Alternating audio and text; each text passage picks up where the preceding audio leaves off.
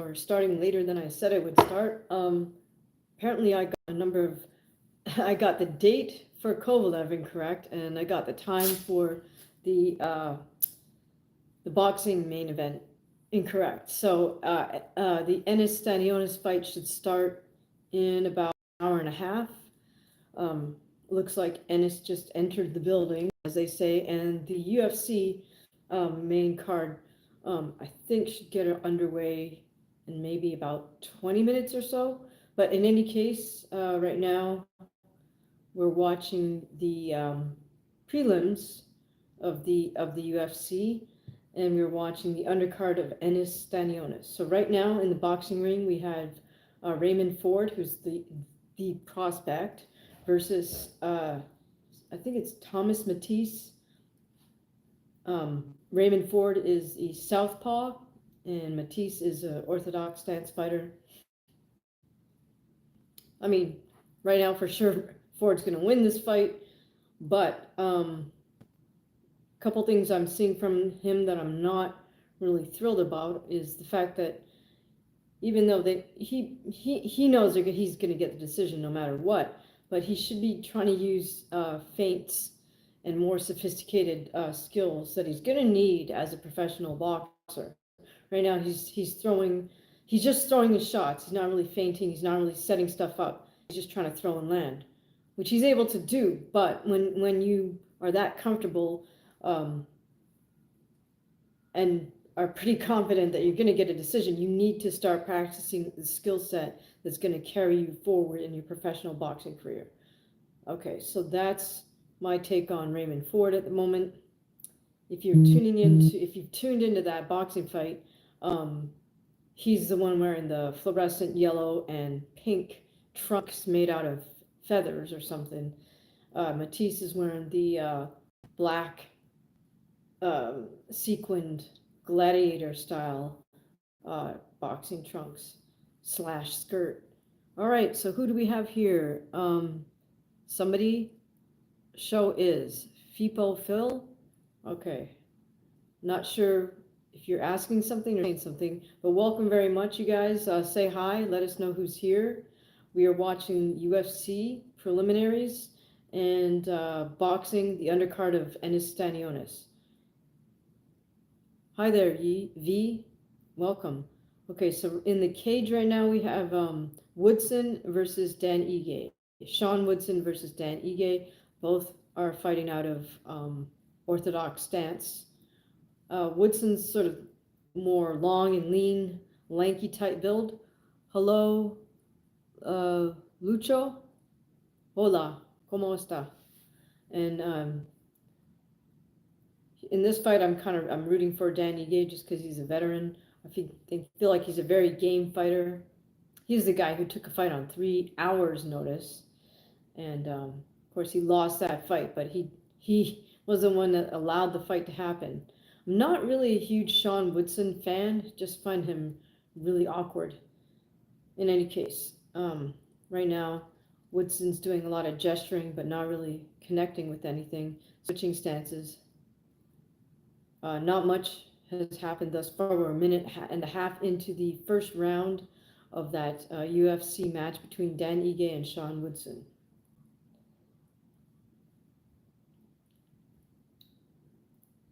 All right, but at the same time, we're watching a boxing match between Raymond Ford and I think it's Thomas Matisse. Not sure what his first name is. This is round 5 of that fight. So I'll just reiterate what I was saying before. Raymond Ford is a southpaw.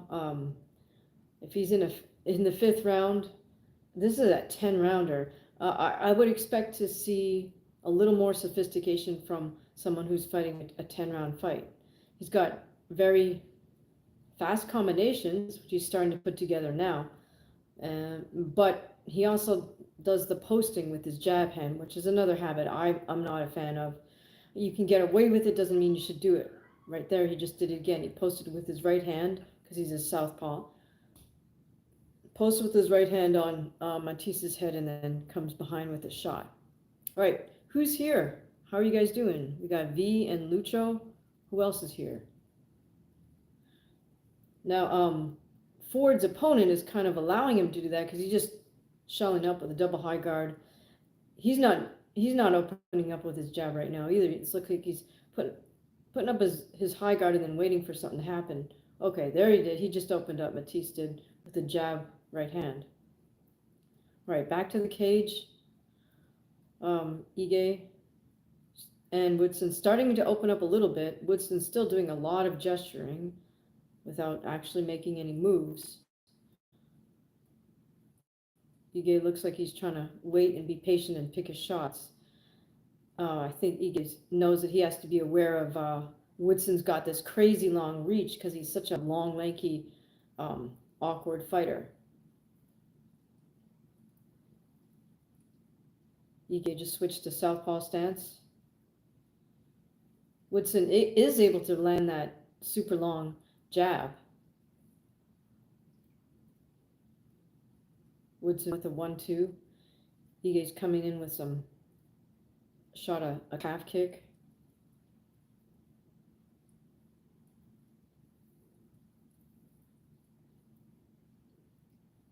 Boxing ring, there's less than a minute to go in this 5th round of 10 between Raymond Ford and Matisse. Ford choosing to fight out of sort of a semi-shell guard. But he's also doing a lot of more gesturing than I feel is needed. If you're going to make those gesturing movements, you should make actual feint motions. Okay, Rocky Mountain Chocolate Factory. Good to see you. Thanks for joining us. EQ says, yo, what up? Hi, hey, how are you? Thank you for joining us. Am I planning on doing more ASMR? Yeah, I mean, I saw your comments, so yeah, if they're likable, I'll keep doing them.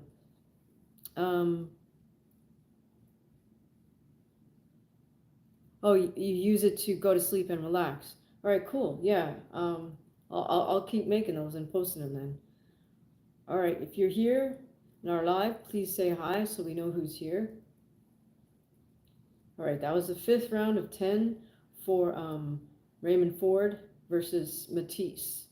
We are on a ad break for the UFC.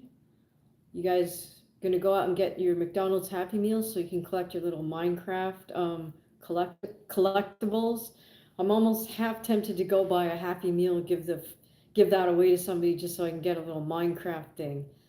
I don't know. I used to like collecting those McDonald's the little toys you get the Happy Meal. I used to like collecting those before. I don't know. Just a funny little habit. All right, so here we go. 6th round between Raymond Ford and Matisse. Ford is a southpaw, fighting with fluorescent yellow and pink feathery trunks.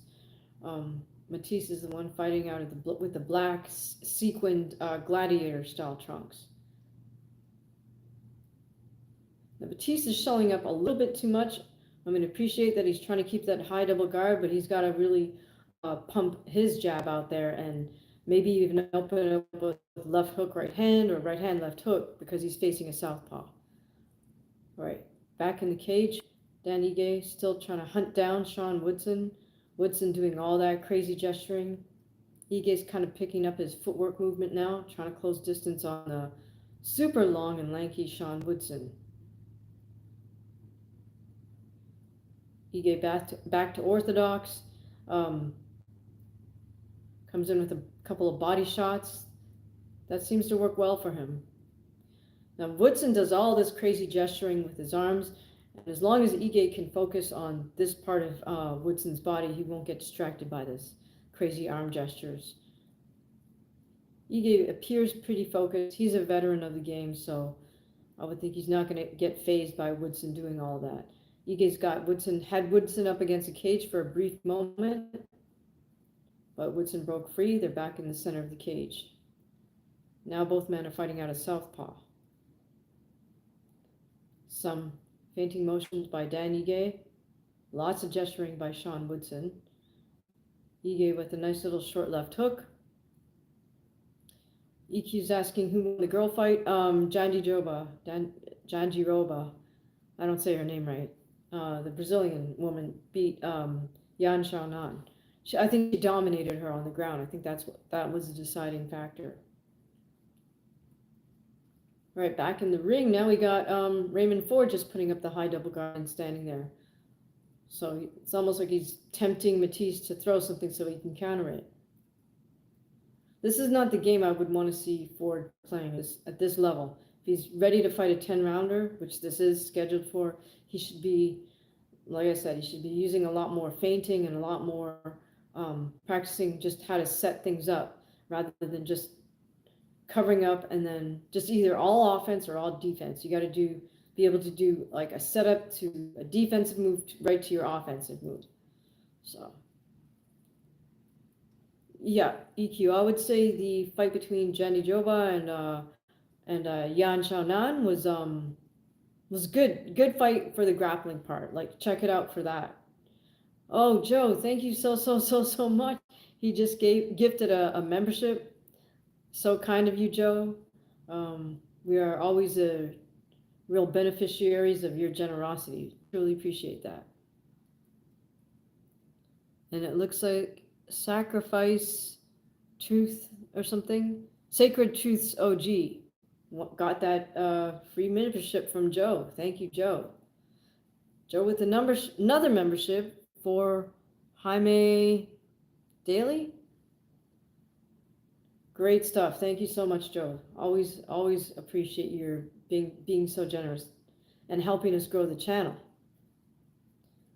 All right, so we've cut away from boxing fight. We are done, I think, with, is that 5 rounds or 6 rounds? Cutting to Boots Ennis in his change room and Stanionis in his change room. Stanionis just got gloved up by his trainer, Marvin Samodio.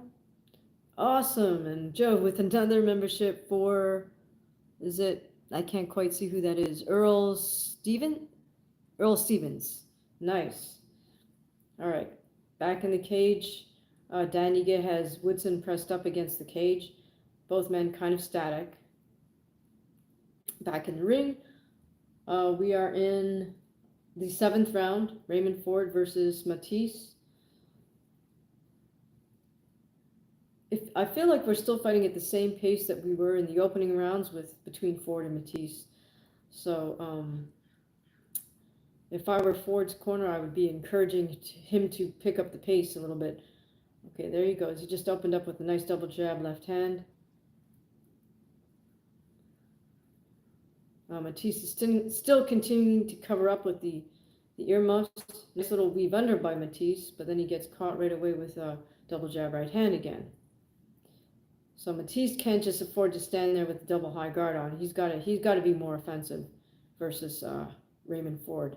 I mean, I think Matisse knows that he's got to really do some damage to Ford to get a draw, and he's got to knock him out to get the W. All right, back in the cage. We are in the 2nd round of a 3-round fight between Dan Ige and Sean Woodson. Sean Woodson is like a unusually tall and skinny UFC fighter, MMA fighter. Very awkward. Not the type of fighter I'm like a fan of, but nevertheless, definitely rooting for Danny Gay in this fight as the always game veteran. All right, did any of you guys go see that Minecraft movie? I hear it was it's a big deal, especially for the much younger generations. But I'm not into Minecraft myself. I guess I would go see it because Jack Black's in it, and I'm kind of a Jack Black fan. All right, hi Ankit. So glad you joined us. Welcome. We're watching the undercard of Ennis Stanionis as well as the undercard of the UFC 314. Who do you guys have in Ennis Stanionis, or is that a dumb question? Who do you guys have for the UFC 314?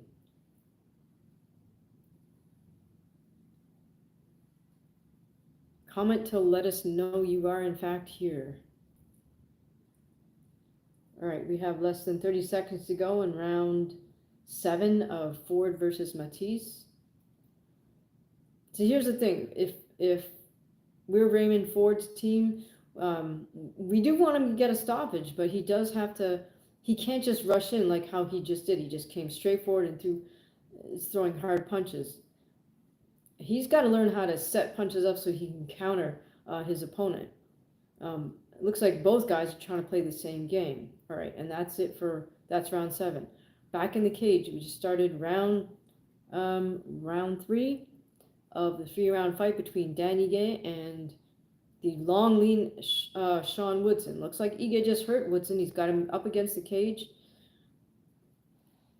Woodson trying to move laterally along the perimeter of the cage, trying to slip and dip, cover up, but it's all Ige throwing the punches at Woodson as Woodson still tries to circle back the other direction. Woodson throws out a half-hearted jab, but he's just covering up as Ige unleashes. Woodson drops down to try to shoot for a half-hearted double, and Ige's just pounding him on the head. Ref waves it off. Woodson makes the "what's up" gesture, but he just gave that away. Ankit says, "It's good to see you also." Good to see you, Ankit. Okay, from Joe, very generous Joe. People forgot that Jack Black was in Demolition Man with Wesley Snipes. You're right I forgot about that. And Sylvester Stallone. But the first time I saw him was on an X-Files episode called DPO. Interesting. Okay, I'm gonna have to check all of that out. I don't know. I like Jack Rock in School of Rock and all his his funny, his comedic roles. But yeah, good to recall. Thank you for that, Joe. That's that's great food for thought.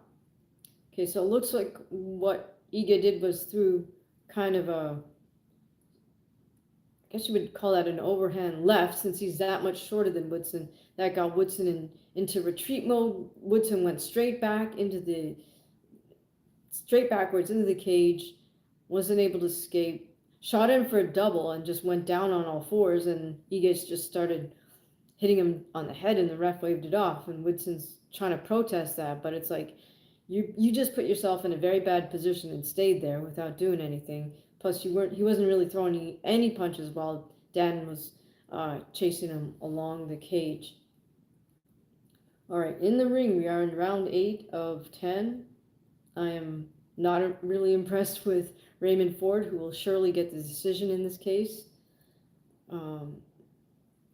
As I was saying, for a boxer who is competing in a 10-round fight, I would want to see a lot more sophistication from them at this stage of the game.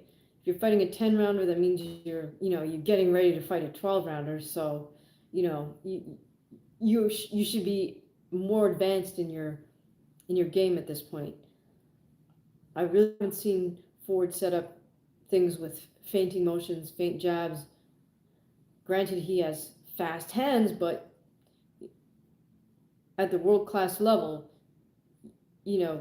his opponent will have the same attributes. So then you have to outsmart them. How do you do that? You have to know how to throw feints. All right, it's all Raymond Ford at this point because Matisse is just covering up and then throwing some lackadaisical punches here and there. So, forgive me if I don't give this boxing fight a lot of my attention. I just think it's a foregone conclusion. Okay, and in the cage we have the ref raising Dan Ige's hand. Good job, Dan Ige. All right, now we have Joe Rogan doing his in the cage interview with Dan Ige.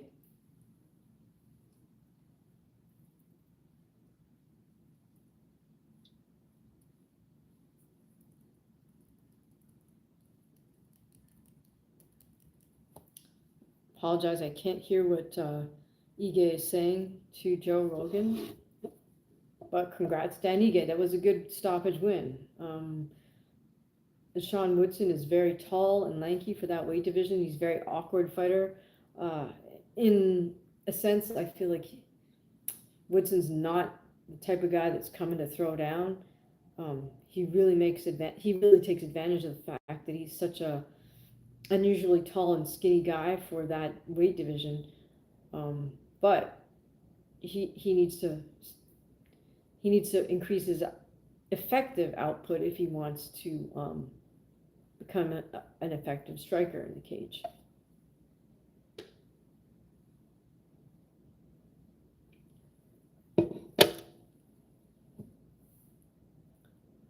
All right, that was a nice one. Joe Rogan posed with Dan and his team.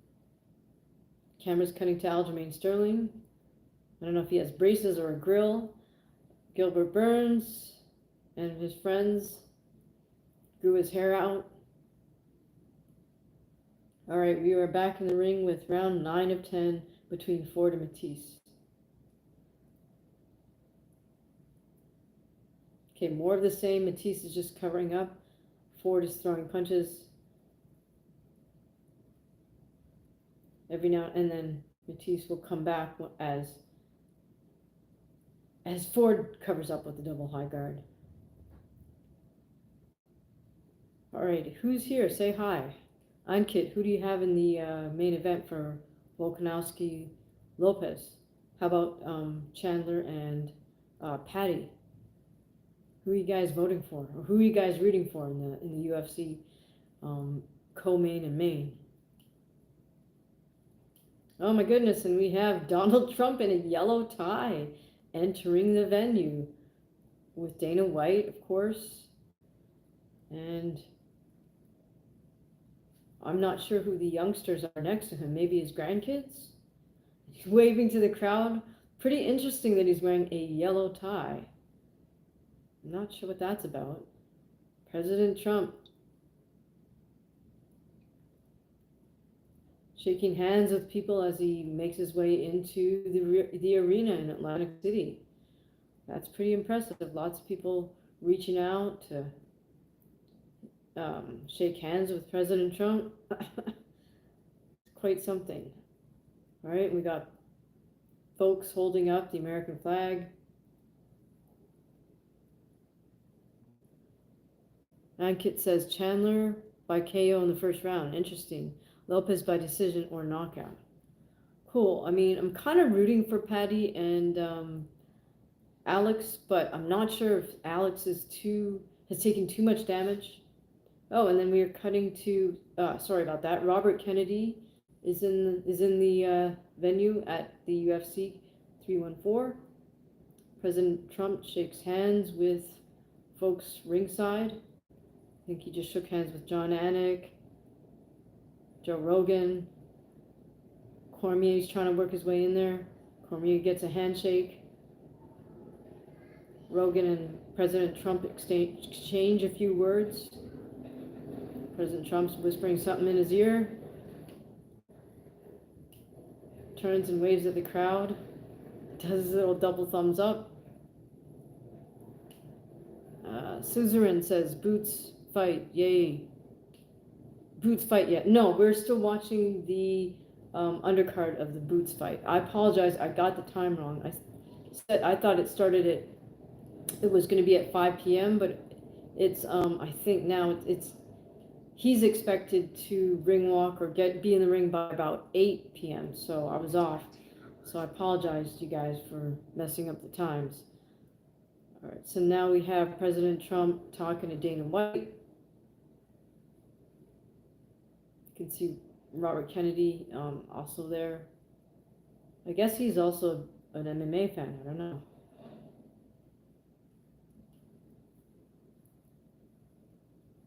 Someone's holding up a MAGA flag. President's turning and waving at folks. Interesting choice of him to wear that yellow tie or gold tie. I don't know if that's reference to UFC's color, you know. I'll let you guys figure that one out. All right, so here we are in the 10th and final round of Raymond Ford sporting the fluorescent yellow, fluorescent pink feathery trunks versus Matisse in his black sequin gladiator trunks with the white fringe. Raymond Ford fighting as a southpaw. Matisse is orthodox. And again, there you go. You see Ford just burst out going in a straight line forward with his combination. Would love to see more angular motion from him, more pivoting, more feint, a lot more feinting. I don't think I've seen one feint from him yet. You want to be, if you're fighting it, see, there he goes again. He just goes straight forward throwing punches. If you're at the level where you're fighting 10 rounds, you need to have more tools in your toolbox. All right, so kind of sounding like a broken record about the boxing fight. In any case, we're on a commercial break from the UFC. All right, Suzerain, who do you think wins Boots Ennis or Stanionis, and how? Or is that just a foregone conclusion?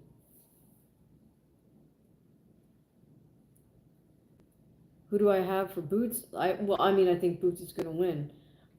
Does he win by stoppage or does he win by decision? That's the main question.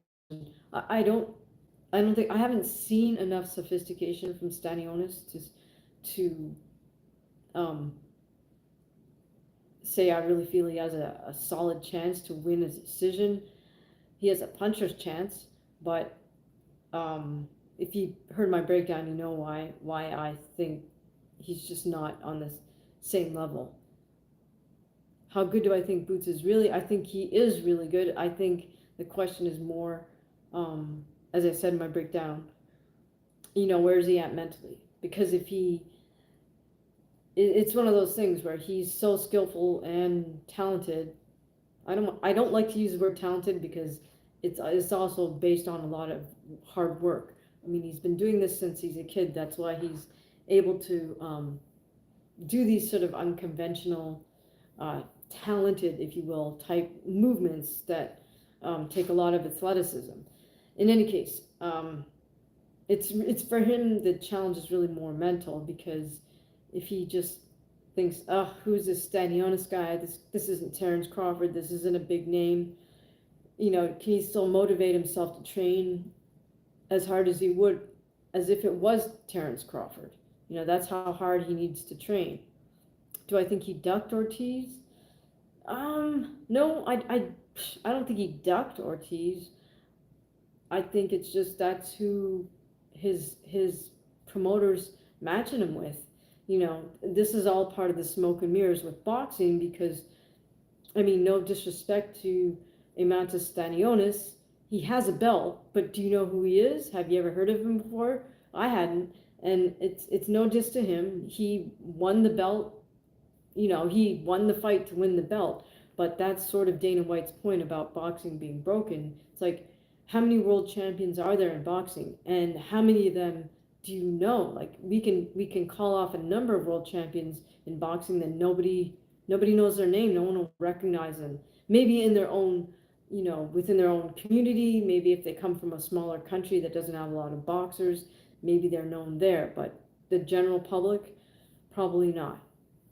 Who is it that's asking? Is it Sean? Sorry, Sam. Sam Mason. Welcome, Sam. Sam saying, does Patty have the experience for this fight? Very interested to see how this plays out. I mean, I think he has the experience. Is he going to be ready to face somebody that comes with guns blazing like Michael Chandler does? It's really more the power / pressure that Chandler brings. Patty, in order to prepare for this fight, I sure hope he got in there with some really tough sparring, because that's what he's going to need. That's what he's going to need to be able to handle this fight mentally. He's going to have needed. I hope he put in all those hard rounds in his training camp with somebody who's a hard pressure fighter like Chandler. I think Patty has excellent grappling skills. I think he's got great jiu-jitsu on the ground. But I think a lot of folks are counting on Michael Chandler's explosive power to take him out with his strikes. All right, now with the UFC, we have Diego Lopez and team entering the venue. Diego with his cowboy hat on. All right, and in the boxing ring, no surprise, Raymond Ford wins. Has his hand raised. I guess he has some type of minor belt. I don't know. It's probably intercontinental or something, because that's all 10 rounders. You can fight a 10 rounder for an intercontinental belt, but no diss to Raymond Ford, but I was not impressed with that performance. Suzerain saying, do I think he should go to 154 next? No, I don't think Boots Ennis has shown us enough at 147 um, to justify going up to 154 and calling out some big dogs. Now, if he's having a lot of difficulty making 147, that's another story. That's something for him and his camp to talk about. But as long as if he can still make 147 reasonably, I think he should. That's where he should stay, because the big fight at 54 is Crawford, and Crawford wants to move Canelo. So we need to see if that plays out. It's do that fight, but if Crawford does that, if he goes up to 168, is he going to feel like coming back down that 14 pounds to 154 to fight a Boots Ennis? I mean, I think Boots has other options at 47 still. So, Suzerain says, who for Eubanks versus Ben? Well, the problem with that fight is that they're in two different weight divisions. So as hyped as people are for this, especially because of the narrative, about their fathers, I'm just feeling like it's a little, what's the word? Not a circus act. It's not a circus act, but it's a little contrived because they're in two different weight divisions. So, you got to favor the bigger person. Sam is asking, do I remember Nassim Hamed? Yes, I do. He was a very, very entertaining fighter. Not one you want to copy, but he was super entertaining. ZTBI, he can't stay at 147 forever. He's a tall guy. Well, yes, he can't stay at 147 forever, but the question was, should he move up to 154 next? And my answer is no, not next.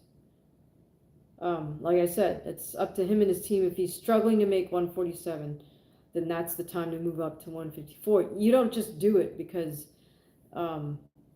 you're tall. You gotta do it because you're literally still growing and you've outgrown the division, or you've put on some muscle and you're heavier now. Suzerain is asking, who's more skilled, Eubanks or Ben?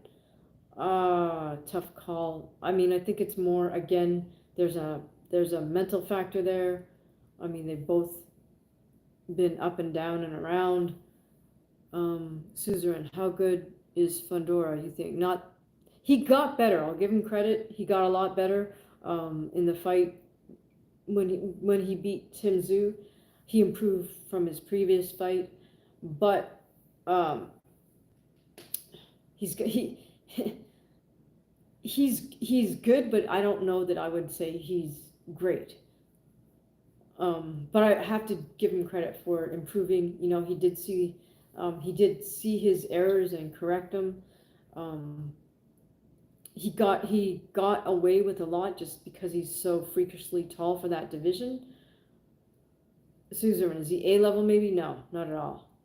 Not at all. He B minus, C plus at this point. You want to be A level, you got to fight every type of fight. You got to fight on the outside. You got to know how to fight on the inside. You got to know how to box and stay away. You got to know how to stand toe to toe and bang it out. And Fundora is not that well rounded in that sense. Plus, he has some flaws simply because he's got such a freakish physique that he can get away with bad habits. Those things would need to get corrected before I could ever put him in it, even A minus or type grade. Suzerain saying, what about Rolly versus Garcia? I think Garcia beats Rolly. All right, now we're for the UFC. We're cutting to footage of Chandler and Pimblett trying to build up the co-main. Sam Mason, who do you think Islam is going to face Justin Gaethje next?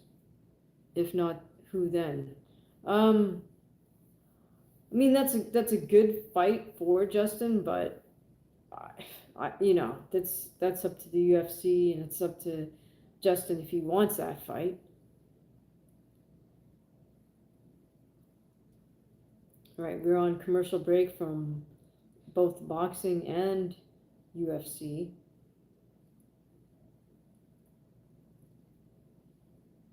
Suzerain saying Teo and Garcia would be good too. Yeah, let's see Teo get past his opponent. I mean, with him again, the question has been more mental lately. Like some of his performances have looked a little lackluster. So, is I know he's all about the hype and he loves talking it up on social media and whatnot, but is he about the business in the ring still? James Daly, thank you so much for the gift. Really appreciate that. Um, would Aaron Pryor have beaten Boots Ennis at welterweight? Yes, most definitely. Um, there's really no comparison between the old school fighters and the current generation of fighters. I have a couple of theories about that. Um, one of them is most definitely social media. Just feels like uh, everybody's more concerned with about how they look on social media more so than actually just putting in the work in the gym. You have to be able to. You can't be thinking about what do I look like. I think in a lot of ways that's why people fight the way you kind of saw Raymond Ford just fight. There's no subtlety to what he's doing because subtlety doesn't show up on camera. It doesn't make for a good post. Whereas if you just come and throw lots of hard pass punches, that looks great on social media, right? It makes a good little video clip. But all the subtle things that old school fighters can do, you can't even see that on camera because you would have to be zoomed in. You'd have to have the cameraman standing right next to two fighters to see all the subtleties that they're doing. And obviously that is impossible to make that happen. But thank you so much to James Daly. That was very generous of you. Guys, we always appreciate super thanks, super chats on these lives. So feel free, be generous. Joe has been very generous to us and gifted some memberships as he has a habit of doing. Really appreciate his help trying to grow the channel here, and appreciate James's generosity with the super chat. Is Holyfield a fighter to emulate? Well, Holyfield was a good technical fighter, so I would say yeah, sure. You know, um,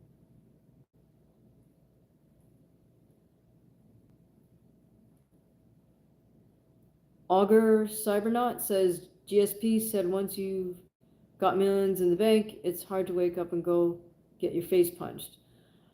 Well, yeah, I mean that's. So are we talking about Boots or who are we talking about here? And even Khabib don't have it to go in the ring anymore. Well, yeah, I mean, I can't really fault Khabib for that. That he did say that he had promised his mom that since his dad passed away, he was gonna just do one more fight and then have that be that. So I don't really fault Khabib on that one. Um, for some guys, it is hard once they've got all that money. But I mean, you could make, I don't know the ins and outs of George Foreman's finances, but you could make the argument for him. Like, did he need to keep fighting beyond that once he started making tons of money um, off his grill and off all his endorsements and whatnot? Susan's saying, what was his bouncing this about? It was so cool, but I never seen other fighters do it. Um, who are we talking about bouncing us? Augur, millions make you kind of meh on getting your face punched. I mean, some guys are just love to fight. So regardless of whether they have tons or not, tons of money or not, um, some guys are still able to get in there and fight. I mean, certainly you look at boxing and folks that we know have plenty of money are still getting in there and fighting. Right? Sam is saying, was Holyfield part of that 1984 Olympic team? I don't remember. I think it might have been 1984, right? Because we missed the 1980s. the 1980 games.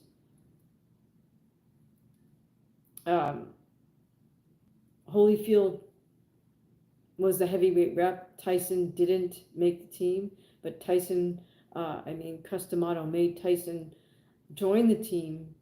Actually, it wasn't 1984. I think it was 88, wasn't it? In Seoul. I might be getting the dates wrong, but Customato made Mike Tyson go along with the Olympic team to be Evander Holyfield's sparring partner.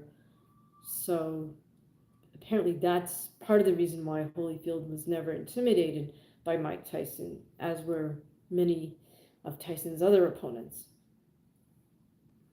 Okay, so in the cage, we have Dominic Reyes entering first. Boxing, we're taking a little bit of a break. They're trying to hype up the Eubanks Ben.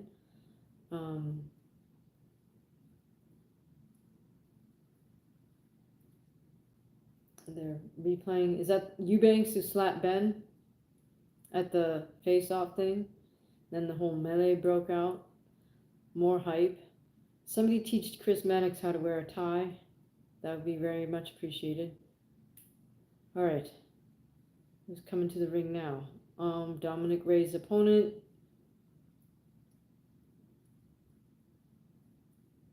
Kirilov. Is that how you say his name? Do I do much sparring in my workouts? Typically, I'll spar 2 times a week. Ideally, I would spar 3 times a week, but two is okay. Augur is saying, I doubt Superlek will go as far as Rodtang simply because Superlek will have way more social media cover over the life of his career. That's interesting. I'm not familiar with Superlek. I am familiar with Rodtang, legend in the sport. Suzerain, thank you so much for your kind gift. Really appreciate that. Suzerain saying thank you so much for tonight. You're most welcome. Really appreciate it.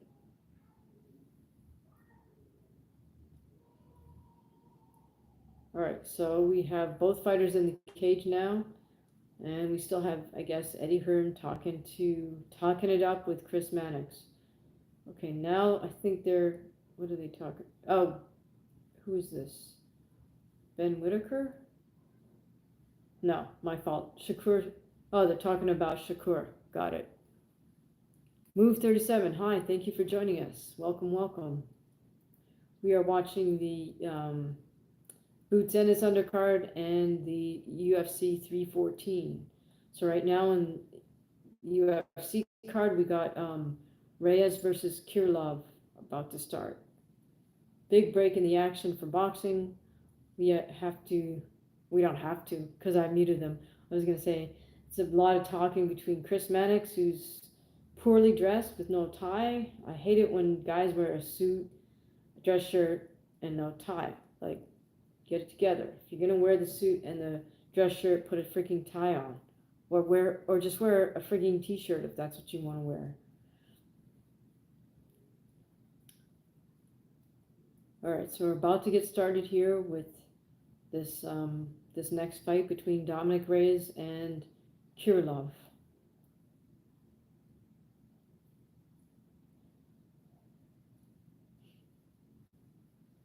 I feel like Reyes' high moment was fighting John Jones, and then he kind of went a little bit downhill after that.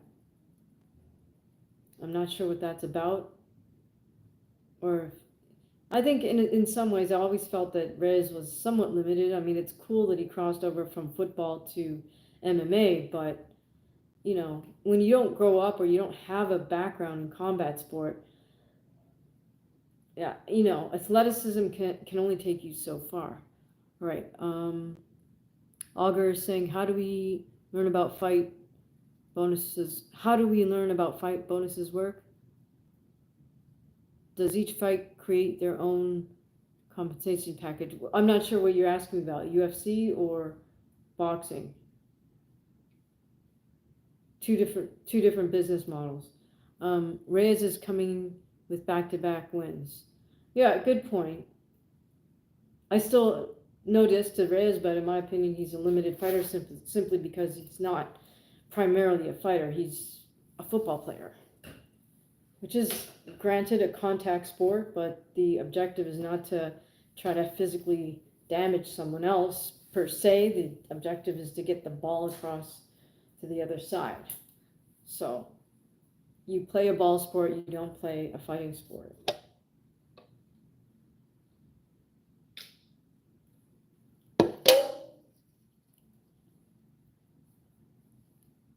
Ankit, who you got in this fight? You mean the Reyes fight?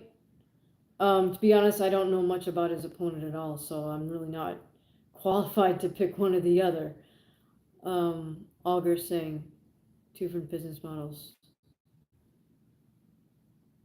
Yeah, I mean, with the UFC, I think things are pretty much set. With boxing, it's a ridiculous business model. It has to do with the TV or the streaming, and nowadays it's the streaming, right? That's paying the promoter. The promoter can then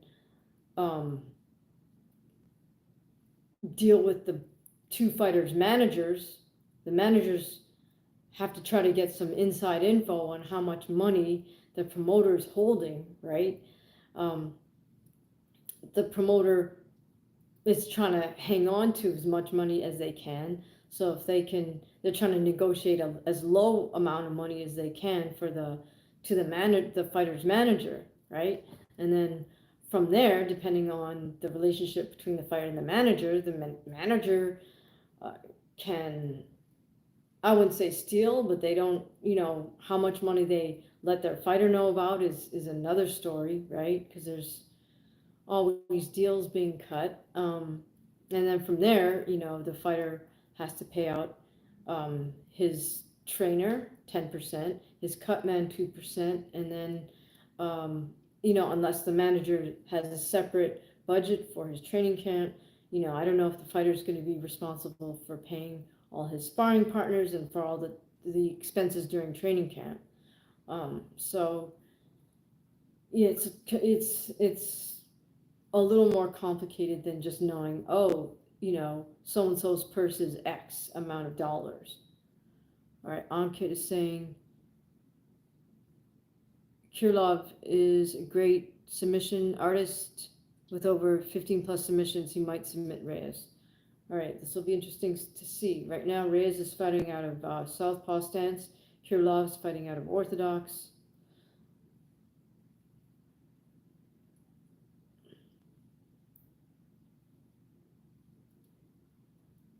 Oh, goodness gracious. Reyes just drops Kirlov, and that's it. Holy cow.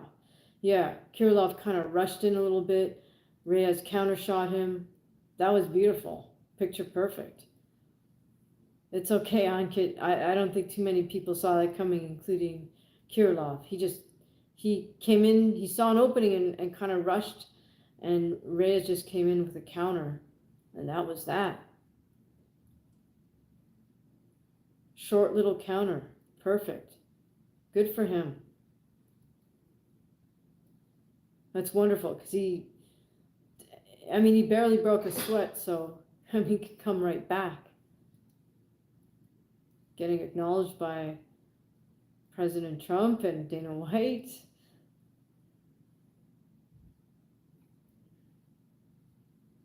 All right, in the boxing side, we're cutting to Boots Ennis and Stanionis in their change rooms. Stanionis on the mitts with Marvin Samodio. Boots is all dressed up, doing a little light movement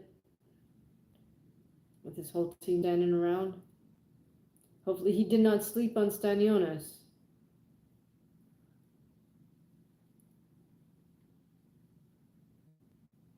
Oh goodness, yes. So it looks like Kirilov's head hit the canvas. Oh, it was an elbow. It was a short little left elbow by Reyes.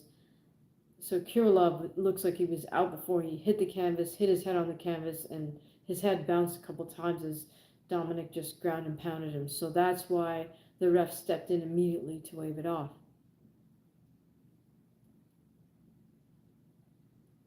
ABCABQ. Not sure what you're pointing at, but we're here to discuss boxing and MMA.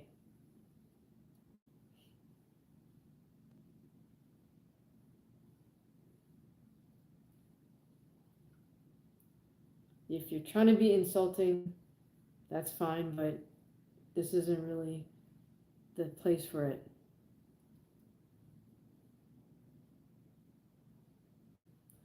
All right, so ref is raising. Dominic raises his hand.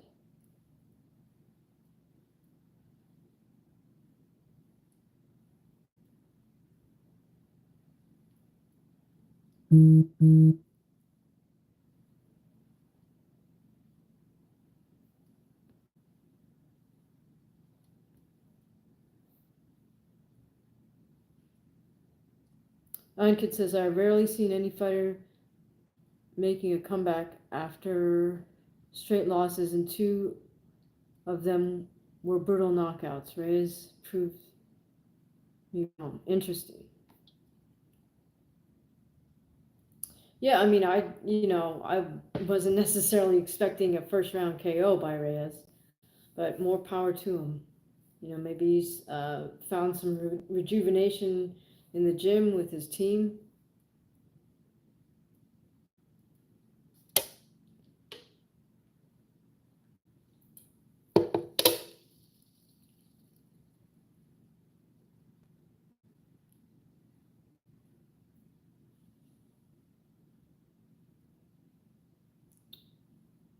All right, so okay, now Ennis is starting to do some of those pool stick things with his father. I don't know what else to call them. Those floaty stick things that have become a popular thing for boxing trainers to use lately. Styrofoam sticks. Swimming noodles, I guess that's what you used to call them.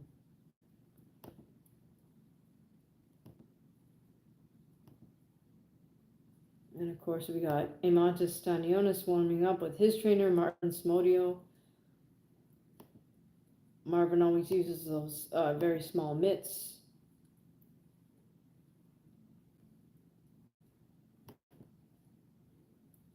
Gina Carano is the only one.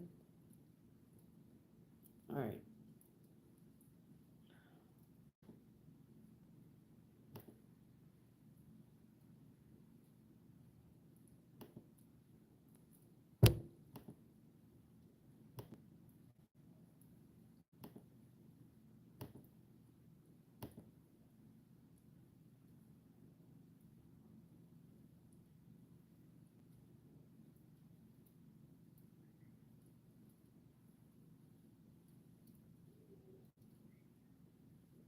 Oh, we got Reyes made his way over to President Trump and Dana White. Good for him.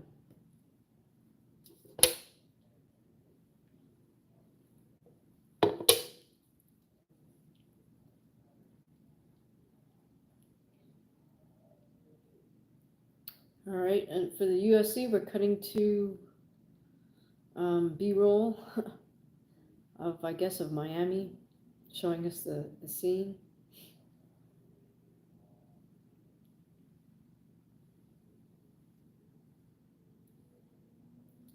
And looks like we might be ready for the ring walk of Imantas Stanionis. For the UFC, looks like we've got Bryce Mitchell next. Or Bryce Mitchell warming up anyways.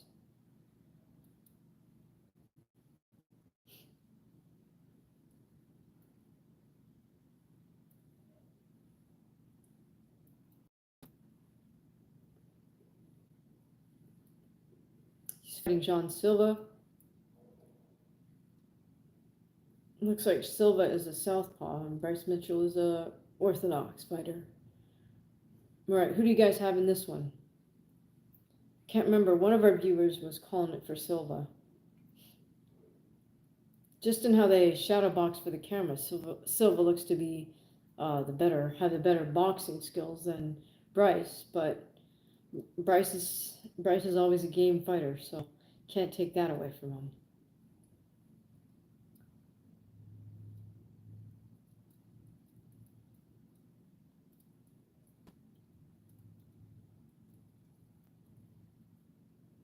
All right, looks like we're getting ready for Ennis versus Stanionis. So any final thoughts on how this fight goes down? Ankit says Silva's more powerful and better striker. Okay, cool. Ankit, who do you have for this Ennis versus Stanionis fight? How do you think it ends? Right now we're on commercial break from the UFC feed. In boxing, I think we're going to do the national anthem thing.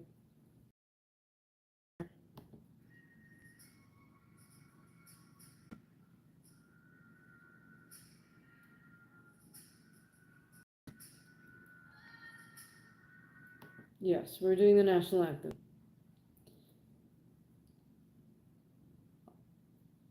Hi, Augur. How are you doing?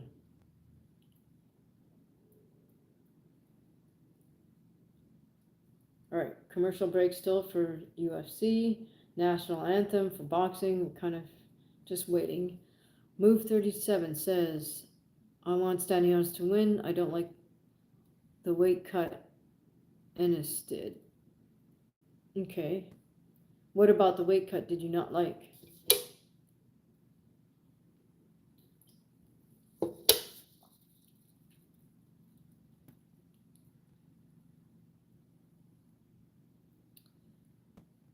Feels Ennis is fighting a smaller guy. Well, he has the height advantage, that's for sure. But I mean, Stanionis has been fighting at welter for his whole career. Ankit says, actually, I don't watch boxing except famous fighters like Garcia, Canelo. Okay, that's fair. I mean, to be honest, you get more competitive fights in UFC.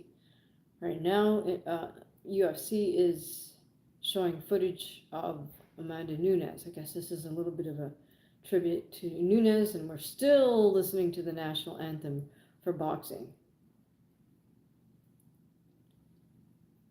James says, I think Ennis by UD. Well, if it goes to decision, for sure, they're going to give it to Ennis no matter what.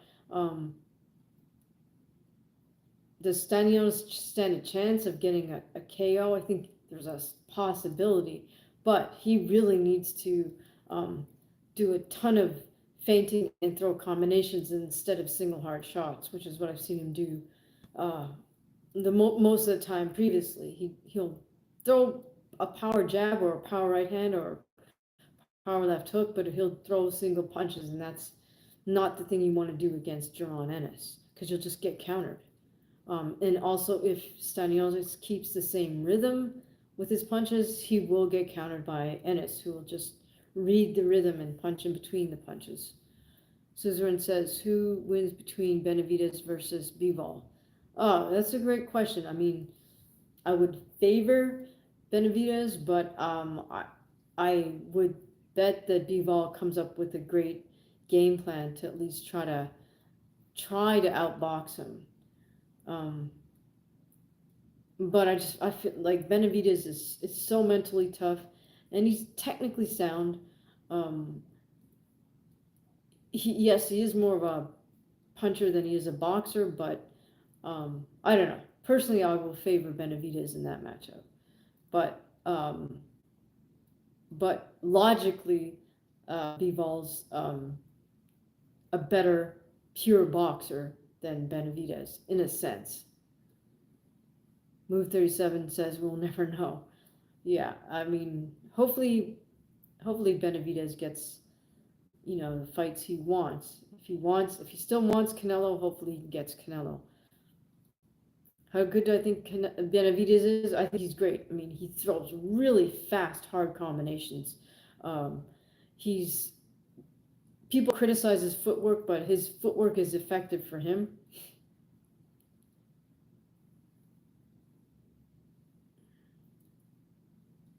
All right, so boxing side, we got Stanionis in the ring. Wonder how long they're going to make him wait before Ennis enters the ring. Okay, I guess the UFC is paying tribute to Ananda Nunes because we're taking a long look at all of her highlights.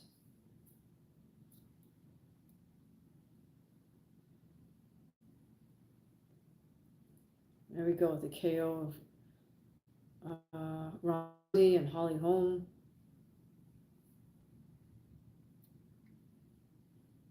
We have other female fighters paying tribute to Amanda Nunes, like Zhang Wei Li.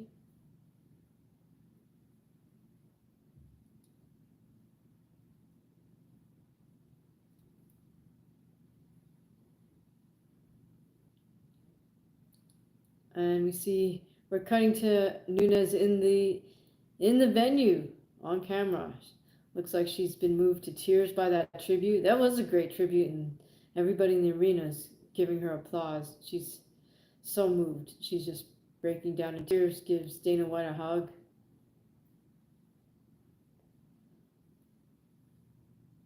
Well, that was a well-deserved tribute because she gave us so many awesome moments in the cage. All right, now we have Jerome Boots Ennis slowly walking out to the ring. Guess he's going to try to keep Stanionis in there to get cold. Sorry, got a bit of a fly. All right, what was your guys' favorite Nunes moment? We see her giving Bruce Buffer a hug.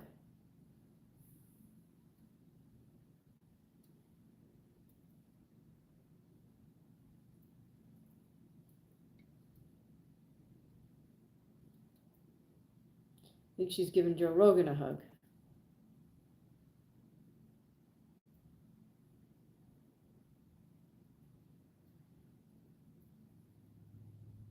Suzerain says, I think Boots, right. But do you think he gets a KO? Do you think he gets a stoppage? How do you think? Or does it go to decision?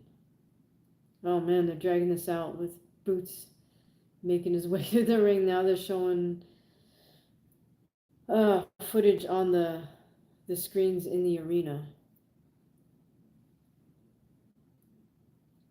Hopefully they don't do this for another 10 minutes.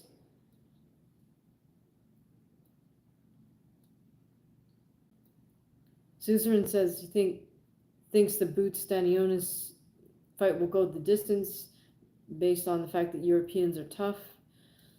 I mean, he is a hard hitter. He has a puncher's chance in this case for sure.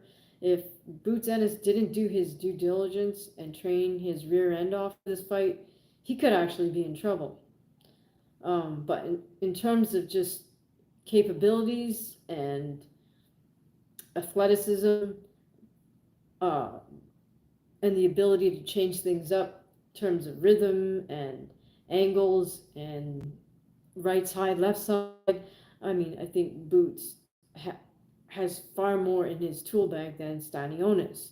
But if he didn't, like I said, if he's not in absolutely the best of conditioning and he's not sharp mentally, he could get caught with one of those hard punches. All right, so next up for UFC is Jean Silva versus Bryce Mitchell. We're just cutting to the little pre-fight highlights for Bryce. Bryce with his little twister. Oh, that looks horrible. With his nice striking KO. Nice takedown. What's Boots' weakness? Mental. Mental, and sometimes he pulls straight back with his head. Move 37.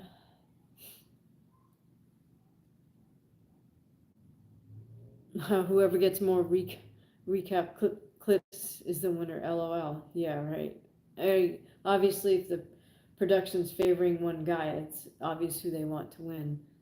All right, Augur, thanks for joining us. See you the next time. Make sure you subscribe and hit the bell. You're always free to leave a super thanks off one of the videos or leave a super chat right here. Thank you so much. Appreciate the love. All right, finally, both parties are in the ring.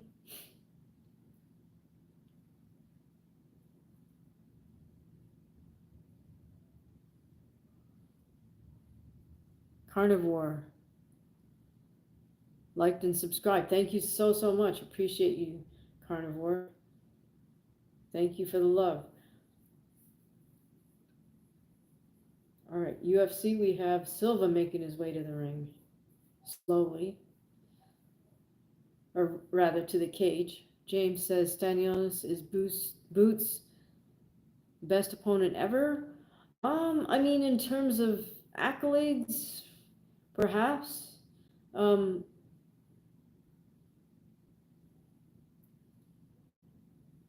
at this point, yeah, I would say so. He just might be. Suzerain says, "Do I think Zoo is back?" Yeah, I mean he's back. They kind of gave him a pretty straightforward win there with versus who is that? The kid from the American kid, but with that nice stoppage victory under his belt, I think that's the confidence slash ego booster for Tim. Um, he still has things to work on with a little more. I've mentioned this in previous breakdowns. He has a little more to work on. Yeah, Joey Spencer, exactly. He has a little more to work on defensively and whatnot, but he strikes me as a diligent fighter who's got heart and willing to fight. So I think we can look for improvement from Tim Tszyu in his next few fights. Carnivore says Fight Nerds is cringe. You mean just the name or the team themselves, or I think I did watch some footage on them that the UFC put out. Or do you mean just their whole philosophy, like, oh, we're going to be nerdy about fighting and that's how we're going to be successful?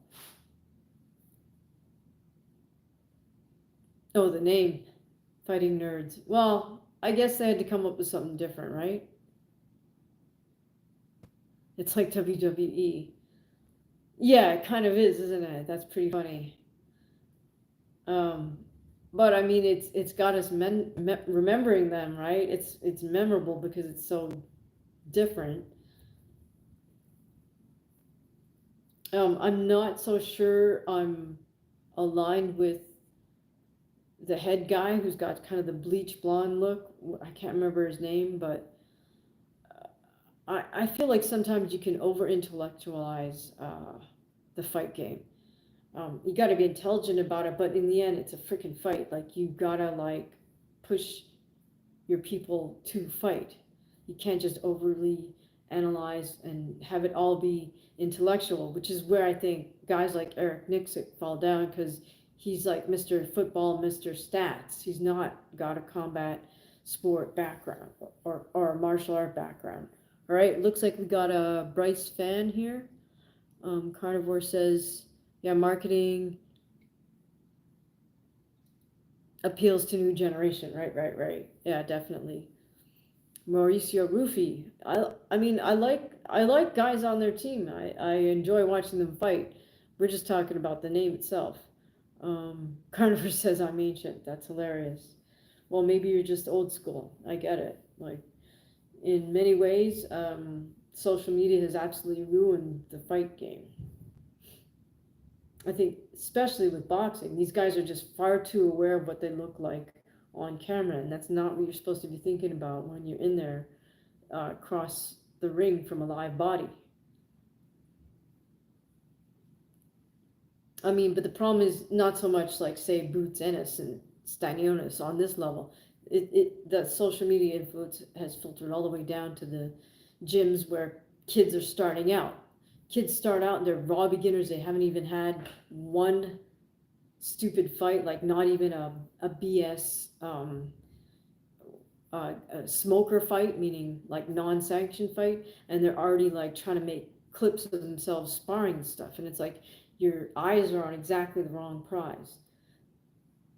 All right, here we go. Just started with Ennis and Stanionis. Of course, we got Ennis with Stanionis with double high guard, kind of being the stalker, and Ennis moving around, throwing out his jab. Ennis is fighting out of orthodox stance right now.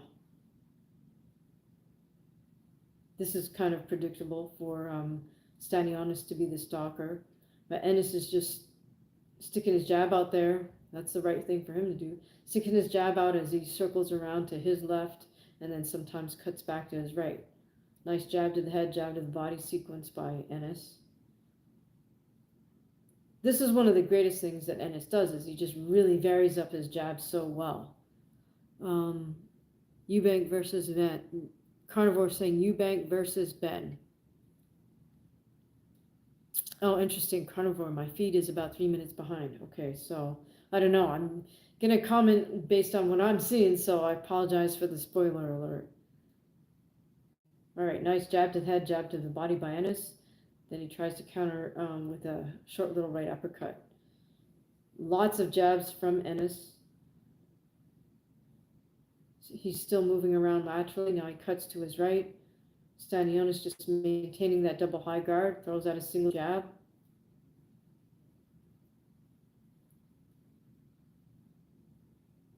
Not sure what they worked on in Stanionis' camp. Looks like he's trying to weave under or roll under Ennis's punches, or just cover up from them and then come back with a counter over top. I see him level changing more than he normally does, I think. Okay, that was a nice dip under Ennis's jab, and Stanionis looks like perhaps that's his game plan, is to dip under the punches and come over top. Okay, Stanionis starting to open up with some jabs. We're in the last minute of this first round between Ennis and Stanionis. Ennis really being disciplined by throwing a variety of jabs. When I say variety, I mean he varies the speed, the amount of power he's putting on them. Jonathan, hi, welcome. Good to see you here. Carnivore says, I'm in Thailand. No worries. Okay, wow. So what time is it in Thailand? Is it Sunday already? All right, less than half a minute to go. Ennis starting to get a little cute, dropping his hands. Ennis now in southpaw stance, throwing kind of a pawing jab. Throws a flurry, 1-2, 1-2 from Ennis. Stanionis mostly just covering up this round and dipping down. So that's it for round one. And in the ring, we got Bryce Mitchell with Silva. Bryce fighting out of southpaw, Silva fighting out of orthodox.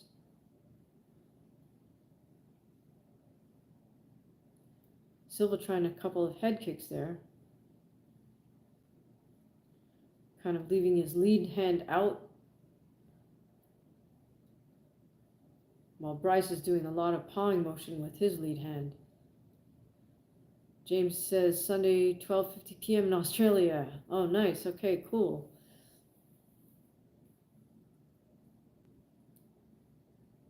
So with the spinning head kick attempt, doesn't land. All right, so I shouldn't say obviously, but the first round between Ennis definitely goes to Ennis. Stanionis did not throw enough volume, but did come back with a nice left hook. They showed a highlight right there. Okay, round two of Ennis versus Stanionis.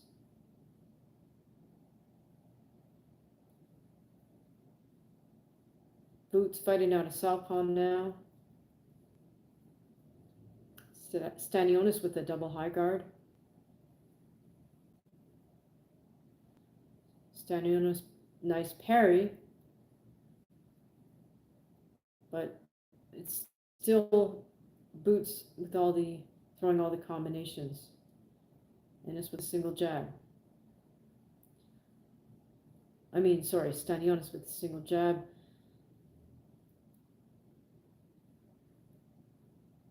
Right hand by Amantis.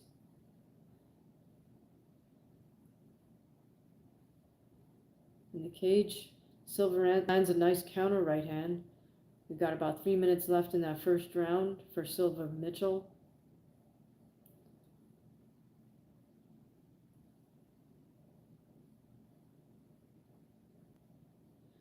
Silva misses with a 1-2.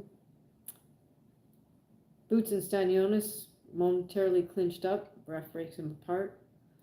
Looks like Boots is going to fight this whole round, maybe out of southpaw.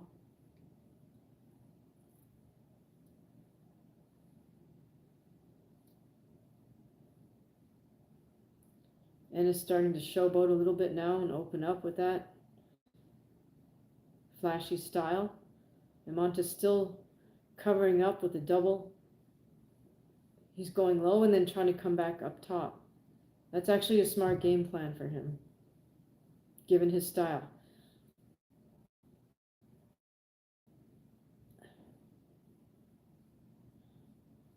But he as I was saying in my breakdown, Montes' downfall is if he throws these single punches. That's because Boots will time that and counter him after that single punch. All right, Mitchell and Silva momentarily on the canvas, but they're back up on their feet.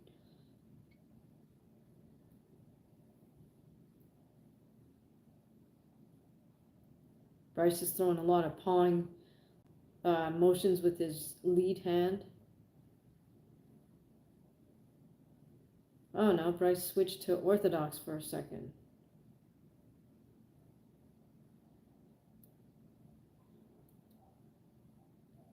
Silva kind of driving him towards the cage as Mitchell tries to circle away.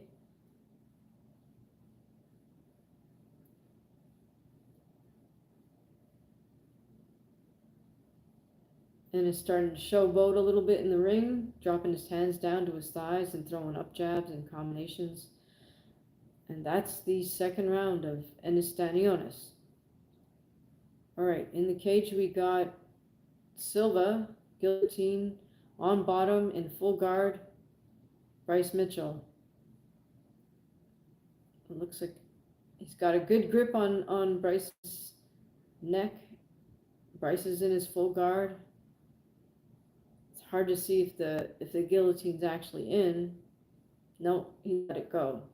Problem with that is then you burn your forearms out.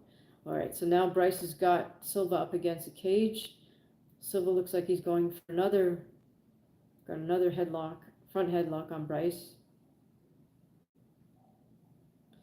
And in the boxing ring, we're cutting to a nice counter left hook by Montes.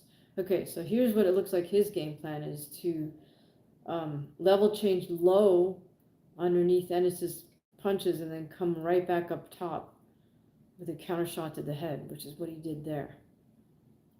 Okay, in the cage we got break between rounds, Mitchell on the stool. In the ring, we're in the third round with Jaron Boots Ennis versus Montes Stanionis. Jaron holds one belt and Stanionis holds another belt. Okay, Stanionis starting to open up now with his jabs behind a very high double guard. Nice little weaving motions by Montes. There he goes with the single jabs though, as he stalks Ennis down. Ennis showboating a bit, doing kind of bolo uppercuts, up jab. Ennis is one moving laterally, of course. And Montes is hunting him down, double high guard, tries to work his way in. They fall into a clinch to get separated by the ref. Ankit says John Silver won 1-0. He is knocking out Bryce in the next round.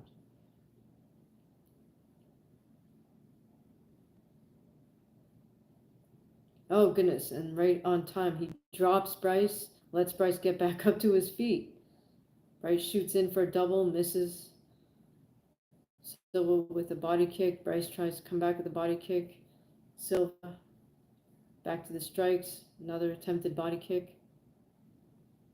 Silva now switching stances a bit, picking up the pace, putting the pressure on Mitchell. All right, in the ring, Ennis kind of posting on Montes' head, going low, dipping under, pivoting out.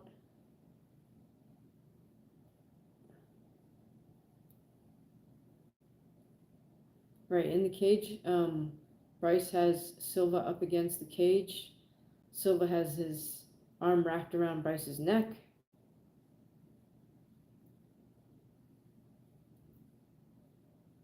Looks like Bryce has the body lock on Silva, but Silva has the whizzer and the head.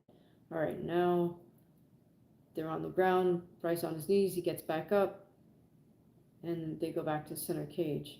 In the ring, the men are clinched up, get separated,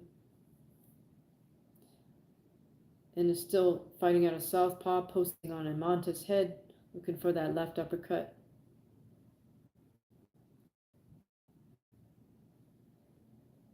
He's got to be careful with that left hook. I don't know that he wants to leave his hands down so low. And that's the round. So far, Boots is winning every round. But the question is Amantes starting to get a read on him to land a counter left hook?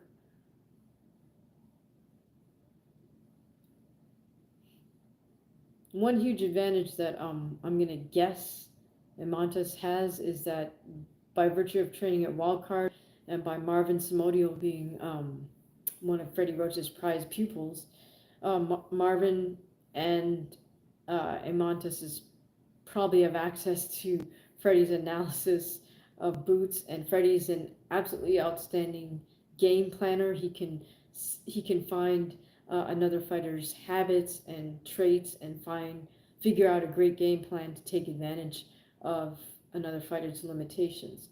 So by Amantes rolling under and coming back with that left hook, maybe that was something that Freddie spotted.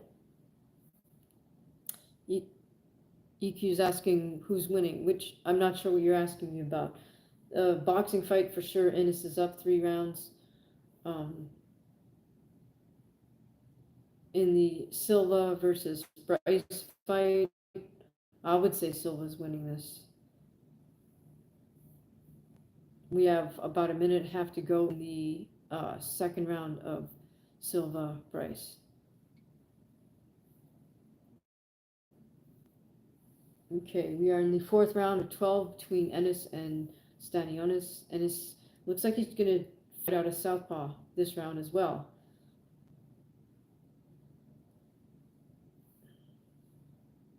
Okay, in the cage, we are on the ground, and Silva, sorry guys, I didn't call that as it was going on, but Silva with the choke, Mitchell taps. He looks out. I mean, he tapped, but he does look really, that was bad. Nice win for Silva.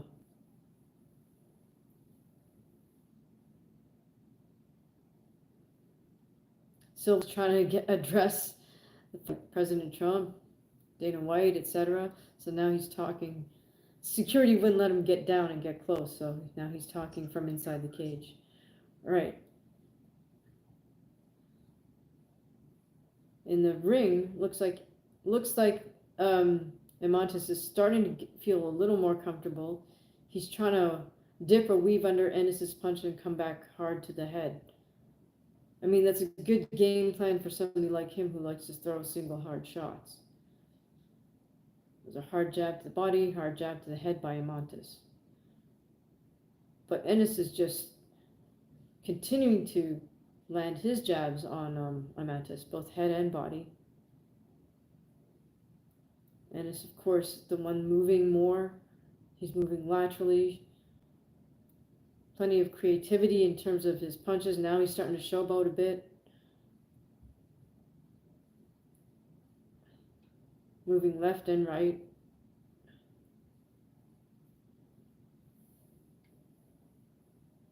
All right, let's see what's going on here.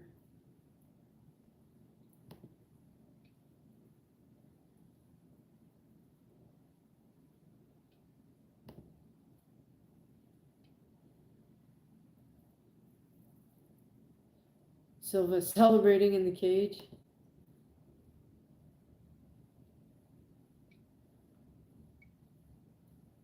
Ennis is just fighting with his hands down low now and really picking away at Stanionis with his jab. All right, so it was a right hand from Silva that dropped Bryce Mitchell, it looks like.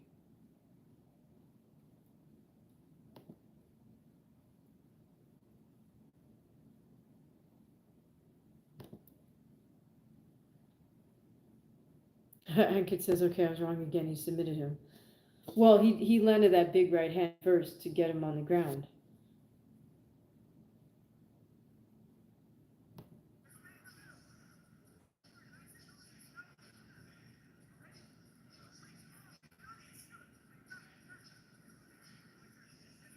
I think Marvin Simodio is asking Emontes to go to the body more. It's kind of hard to hear because there's a lot of background noise.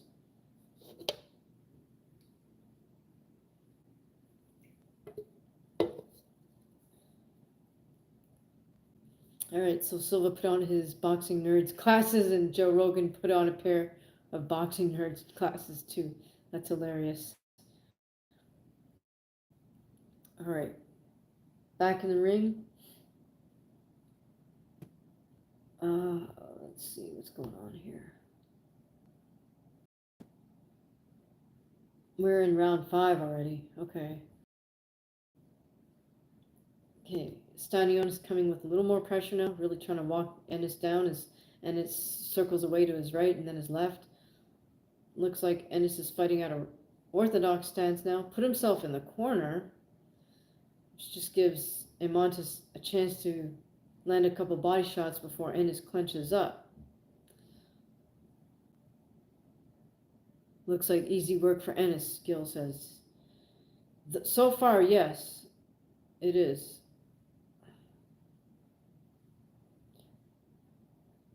Okay, so there, that was a level change to a body shot for Emontes. So I think, given Emontes' limitations, they came up with a good game plan for him, which was to level change and then throw a single hard shot. Hard to change somebody from being a single shot thrower to combination thrower in one training camp. Ankit says it was a great performance by Silva. He is future champ for sure. All right, in the ring we got Ennis still circling away to his right, fighting out of southpaw stance. He's tilting his body this way and that, kind of looking for shots. Oh, Emontes with a hard jab. Emontes now starting to parry a little bit more. Emontes starting to use body movement too, which he wasn't doing before. Emontes throws a hard overhand right.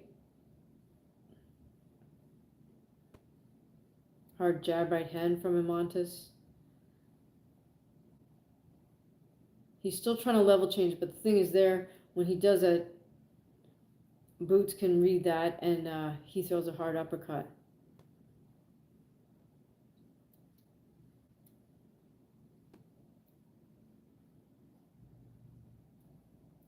Oh, wow. So Silva got that Darson standing and then just took it straight to the ground. That was in tight. I don't know if it's that.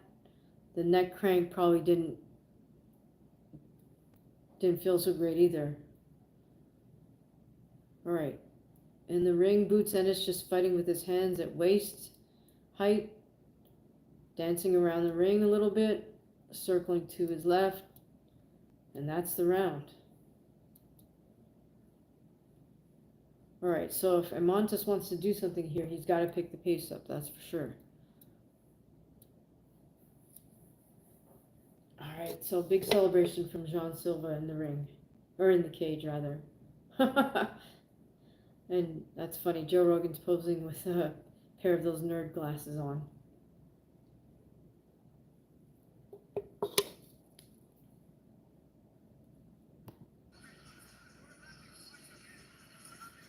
Oh, goodness.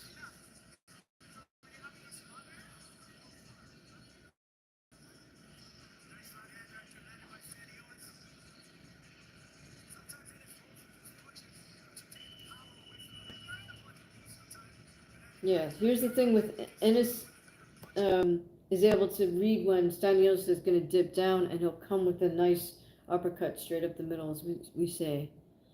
James is saying Ennis is on his bike. Well, that's kind of how he fights, right? I don't know that he's totally on his bike. I think he's just moving around trying to pick off Stanionis. Stanionis is a pressure fighter, so it was kind of predictable. Ennis with a jab, jab right hand, jab. Oh, Stanionis is starting to throw more jabs, but again, they're single jabs thus far. Oh, there he put together a right hand, left hook. Ennis comes back with a short uppercut. They get clinched up. And we are at the halfway point for this fight between Ennis and Stanionis. The thing is, for Ennis, he does need to do something to demonstrate dominance here.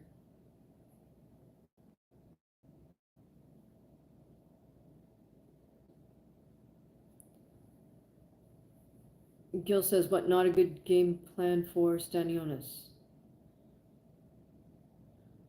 Well, here's the problem. Stanionis is a very limited fighter, so you can't ask a fighter to change completely in one camp. So I think they actually came up with a reasonable game plan for him, which is to level change and try to come back with a hard counter shot upstairs, because he's not a combination punch thrower, which that's a problem when you're a world champion and you don't throw a lot of combinations. Okay, single jab from Stanionis. This is what I mean, single jab. Single jab is the worst thing to do in boxing. You should always throw at least a double jab. A single right hand from Stanionis. Single right hand from Stanionis. Single left hook from Stanionis. All right. Okay, series of jabs from Jaron Ennis out of southpaw, then a right uppercut. Or sorry, now he's fighting out of orthodox stance. Jaron posting on Stanionis' head. Stanionis trying to come back with hard right hand, left body shot. Ennis with his own body shot. Touch jabs and then, oh goodness, he drops Stanionis. Ref gives Stanionis the count. Stanionis took a knee there after a couple of body shots, left body shots, straight in the center line from Ennis. Right, so this is what Ennis needs. He needs a stoppage win here.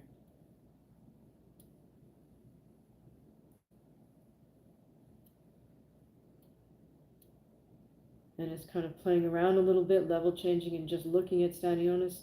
Stanionis with a hard left hook, right hand left hook, and Ennis counters him, stumbles Stanionis again. That's a round.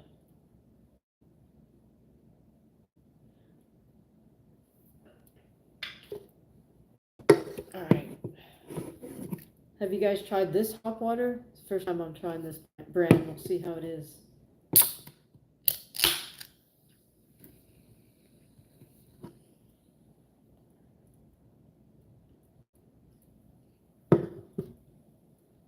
All right, Samodio's whispering something in Stanionis' ear.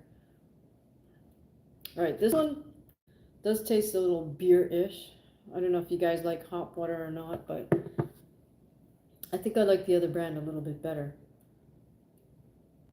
Oh, goodness. Was that it? I think Stanionis just stopped on the stool, so that's it. So, well, in a spectacular KO victory, he gets the W.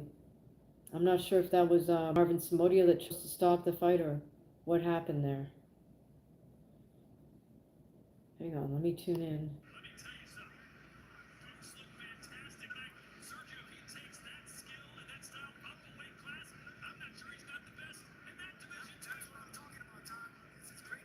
All right, so the ring announcers are already talking about Ennis going up to 154.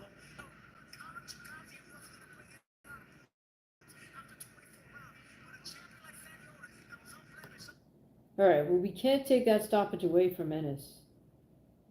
I think it was those body shots.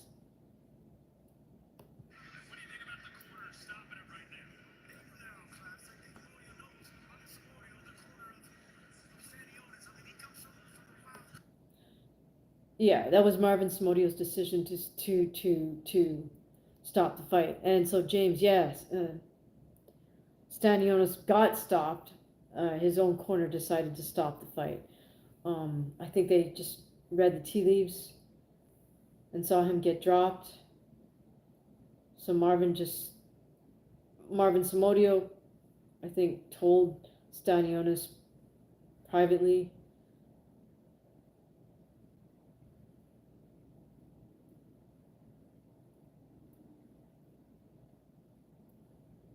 That, you know, he was going to stop the fight. Then he informed the ref waves it off. And Boots Ennis wins by TKO. All right, in the cage. What are we doing here? Oh, I think it's Patricio Pitbull. Thank you so much for the love. Really appreciate it, you guys.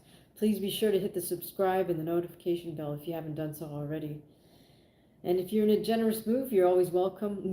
You're always welcome to leave a super chat or gift a membership or join the membership yourself if you would like to get priority in terms of replies from me in the comments. Members also get early access to a lot of our content, whether it's shorts or some of the fight breakdowns.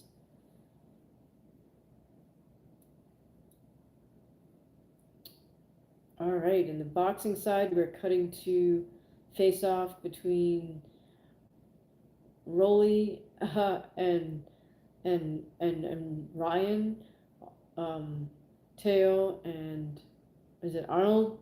And then who was the other one? Sorry, Devin Haney and his opponent. Okay, let's see. UFC, that's where the action is at the moment. I don't think there's much more to say about Boots Ennis stopping Eimantas Stanionis. Let's focus on the UFC at this point.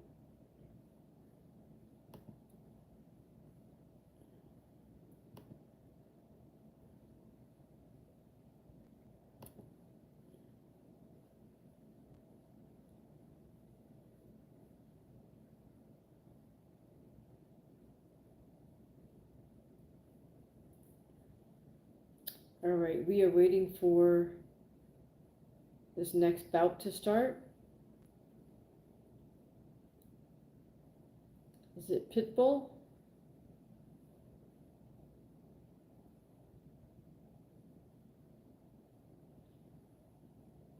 right, guys, we're watching UFC314. Gil. Class job from Wildcard, stopping the fight.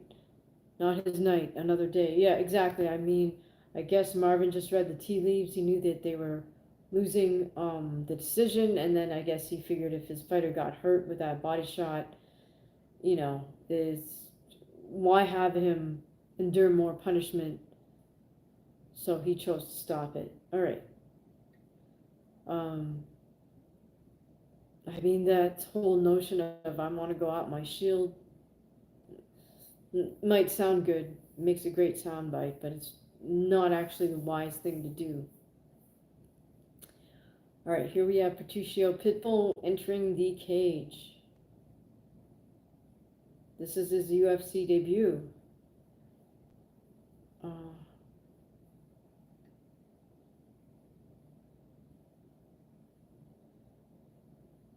How do you think Pitbull does? Do you think he's ready for the UFC?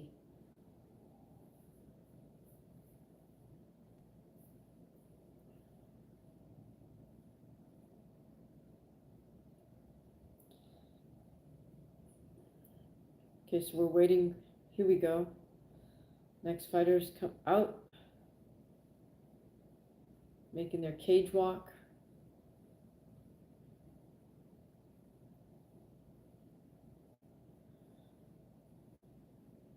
Who do you guys have in this fight?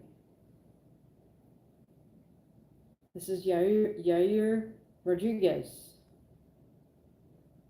welcoming Patricio Pitbull to the UFC.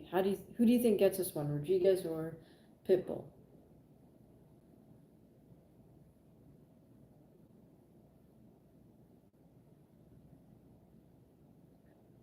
Guys, do the UFC uniforms remind you of the New Zealand All Blacks?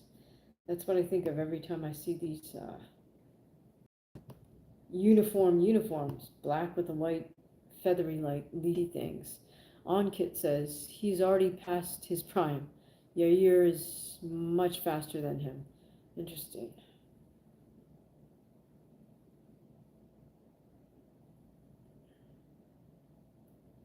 Gil says, now for UFC, pulling for Rodriguez. Yes, now for UFC. That's all there is now. Some would argue that that wasn't even much of a boxing card. Um, that's just more evidence of what Dana White was saying about boxing being broken. Basically means that we know who's going to win before we have the fight. All right. But we watch anyways because we're just want to see it happen. All right. That being said, yeah, you're by knockout. That's what Ankit says. Okay, this will be interesting. Yeah, I'm curious to see how Pitbull measures up. I mean, he has been fighting for a minute, has he not? 32-year-old Rodriguez versus 37-year-old Pitbull. Yeah, you're with about a 5-inch height advantage, 4-inch reach advantage. So Patricio has to be that Pitbull. All right. What do you guys think of the GFL collapsing before it even got started? What was that about? Mob money not coming through at the last moment or something?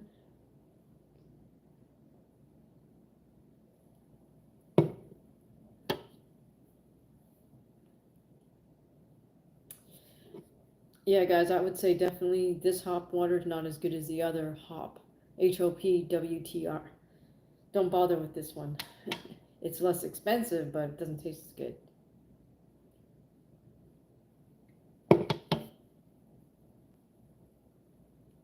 Tastes very hoppy, in other words. Doesn't have any alcohol, but I mean, I'm not like into the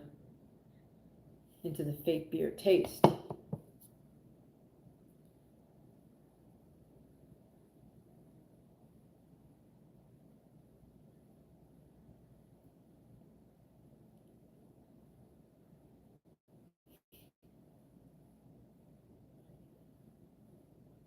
Gil is saying,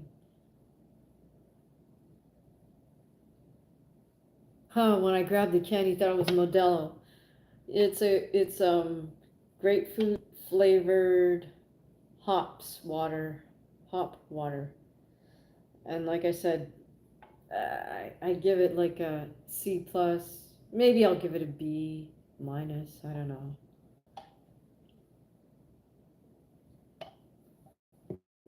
I definitely can't drink beer at this point. And when I could drink beer, Modelo just gives me a headache. So I don't know.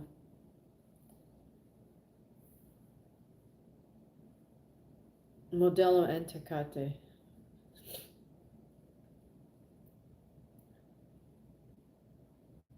All right, here we go. Patricio Pitbull versus Rodriguez, both men fighting out of orthodox. Yair with the clear height and reach advantage. Pitbull's literally going to have to be a Pitbull versus Yair. All right, Yair just switched to southpaw stance. Both men kind of feinting a little bit, feinting level changes. Keeping at distance. Playing that jab hand cancel game a little bit.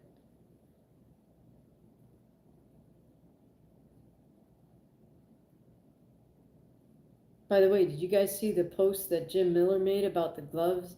He's just saying, hey, it's not the UFC gloves that they don't force you to keep your hand open. He's saying, I can close my hand and make a fist. With the UFC glove, he goes, it's someone's choosing to keep their hand open and poke you in the eye.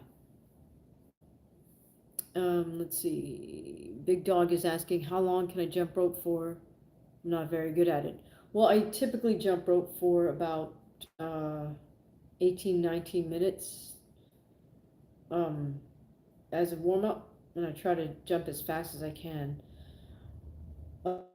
In the past, I mean, I'll jump rope for 30 minutes if I have enough time for a long workout, because that's going to take me over half an hour, and that's just the warm-up, right?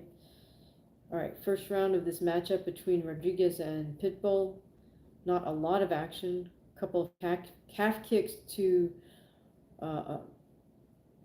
rear snap kick from Rodriguez. He's now fighting back in orthodox. Calf kick attempt from Pitbull. I would think Pitbull needs to get his strikes going so he can then feint a strike to a takedown, but Yair's being the one to hunt Pitbull, seems like. Shug says Boots versus Stanionis was a good fight.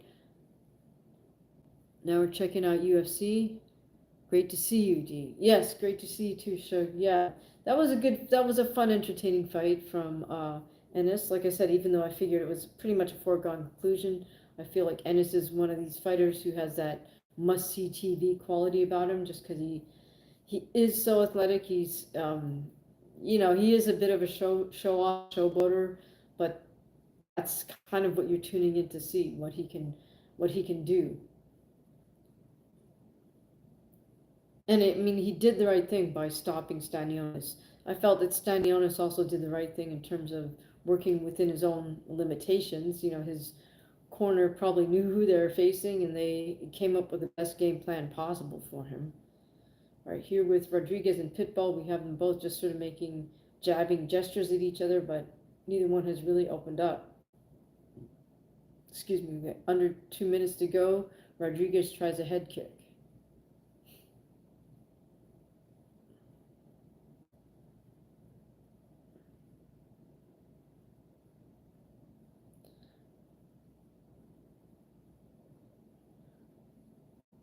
Men fall into a clinch. Both have over-unders. Oh, nice sweep attempt by Pitbull, but doesn't quite work. Rodriguez back to southpaw stance. Pitbull's sticking with his orthodox stance. About a minute left to go in this first round.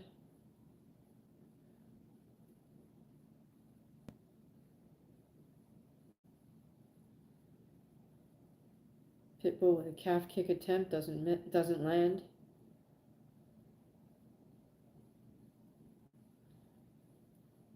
Depending on the camera angle, it makes Pitbull look like he's got quite the size disadvantage.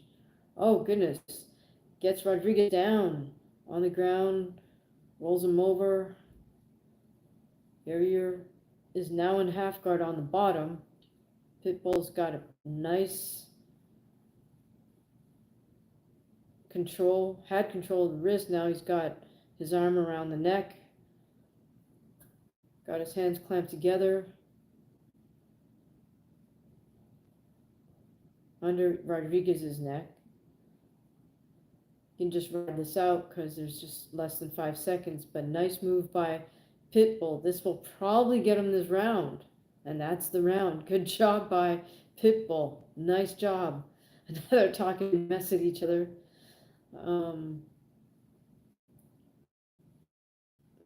Interesting move. In fact, planned. Anyways, all right. Tug says glad Stanionis corner pulled him. He would not have quit on his own and been KO'd, but he still has much left. Yeah, I agree. He would have gotten more damage the next round because that those body shots hurt. It was straight in the middle. Series of body shots from Ennis. Big Dog says Volk and Lopez will be a good fight. I'm gonna say Volk is gonna win. Yeah, I'm rooting for Volk. The question is, has he gotten past whatever damage he endured mentally and physically and mentally from those previous losses? Ankit says Yair 1-0. You're not going to give Pitbull any credit for the last part. Gil says, yeah, you're kind of a drama queen. That's funny. All right, here we are in the second round between Pitbull and Yair Rodriguez. Yair kind of switching stances there. Oh, Pitbull tries a head kick. Inside kick attempt by Pitbull.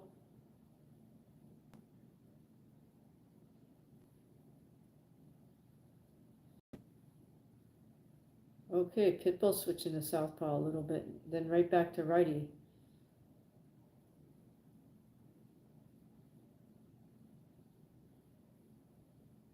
Here with the inside kick.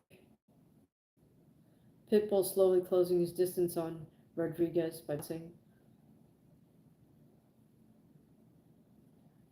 oh, nice move by Pitbull. Slips to the outside. Yeah, you're talking at him, shaking his finger at him. Not sure what that's about.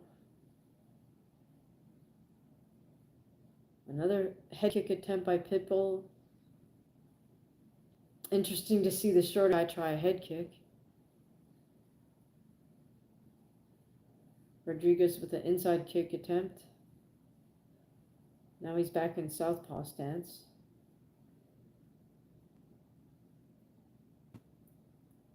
Both men exchange single calf kicks.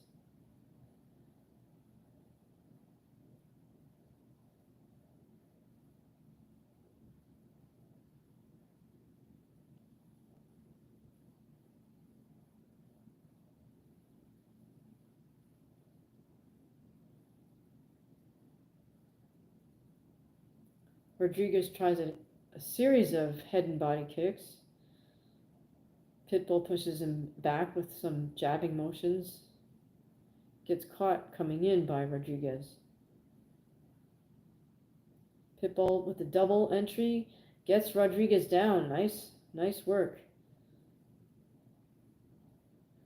Rodriguez works his way back to the cage, gets up, and the action goes back to center cage.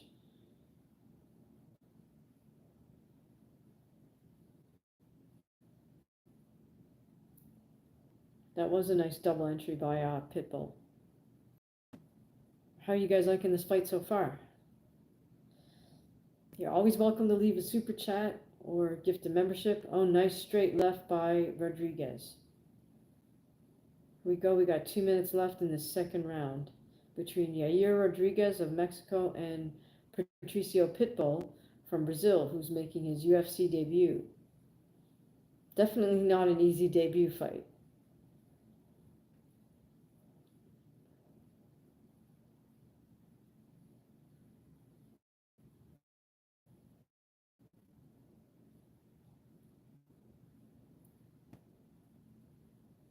Two head kick attempts from Rodriguez.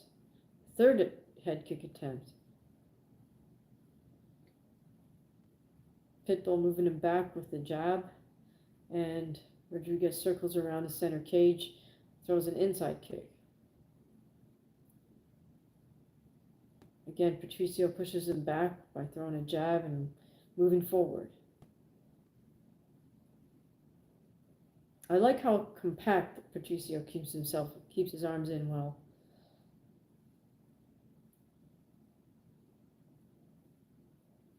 Rodriguez with a head kick attempt and then a 1-2. Another nice one, Rodriguez.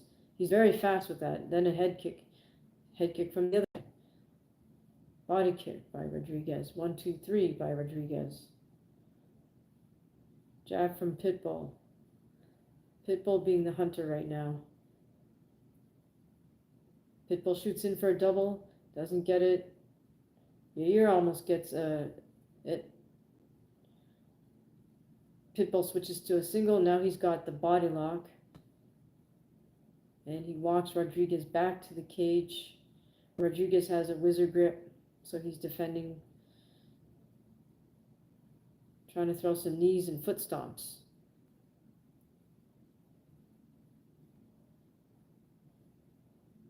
Oh, beautiful Harai Goshi by Rodriguez gets Pitbull down right at the cage. And that's the round. Nice throw by Rodriguez. That was a Harai Goshi. Definitely got to give that round to Rodriguez.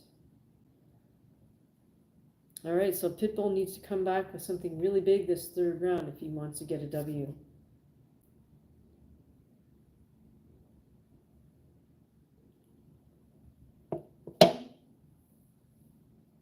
By the way, if you guys want to support the channel and get something for yourself, you can head over to the merch store. There's links up I think at the uh, banner for the channel, or it's at Spread Shop Hamaguchi Fight. There's a lot of links to that in a lot of the shorts. I'll drop a link underneath the description for this video when it posts. So and so the Great, what's up? What's on the menu tonight? Right now we are watching Rodriguez versus Pitbull. Yair Rodriguez is welcoming Patricio Pitbull to the UFC. Not an easy fight for your UFC debut, but so far Rodriguez is probably up 2-0. So in this third round, Pitbull has to come up big if he wants to get a win.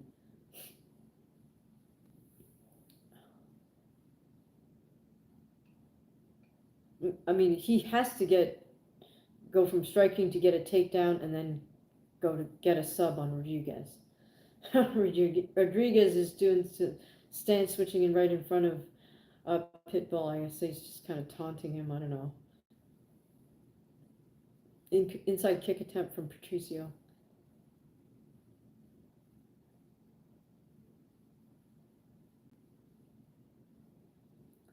Patricio's being the one to try to walk Rodriguez down as Rodriguez circles around left and right.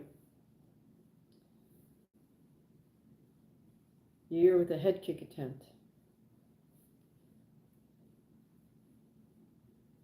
Pitbull right on top of Rodriguez, trying to walk him down. Body kick, 1-2 from Rodriguez. 1-2 head kick from Rodriguez. So Pitbull's got to get going with his own punch. Tries a jab body shot. Pitbull with a left hook attempt. Still walking down. Oh, walking Rodriguez down. Tries to get in a left hook, right hand. Body shot, body kick attempt from Rodriguez. 1-2. Patricio also, both fighters are starting to pick up the pace a little bit here, which is what needs to happen, particularly for Pitbull. Rodriguez just making a lot of lateral motion to get away.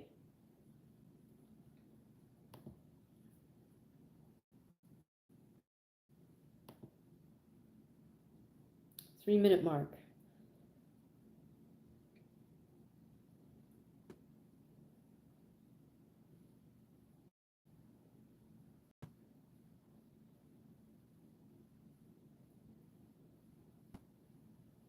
Pitbull with a 1-2-3 attempt.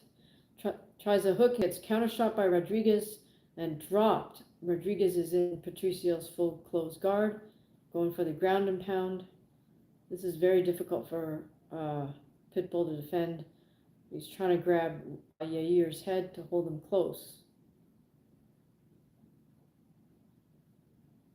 Yair just continues with that ground and pound. Pitbull's trying to use body movement to avoid the punches. Good job defending by Pitbull. He manages to sit up. But now Yair is trying to drop in elbows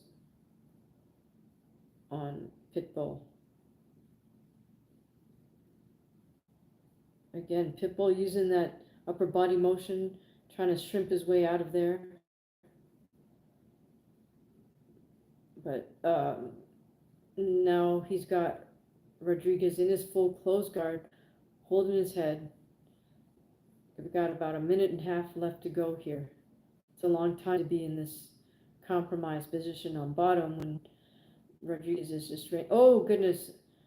Pitbull shoots in for the armbar, turns around. Rodriguez escapes. Wonderful move by Pitbull though, because he at least got out of that first bad position. Sits up like jiu-jitsu to grab Rodriguez's leg. Rodriguez now has to be careful about a leg lock or a heel hook.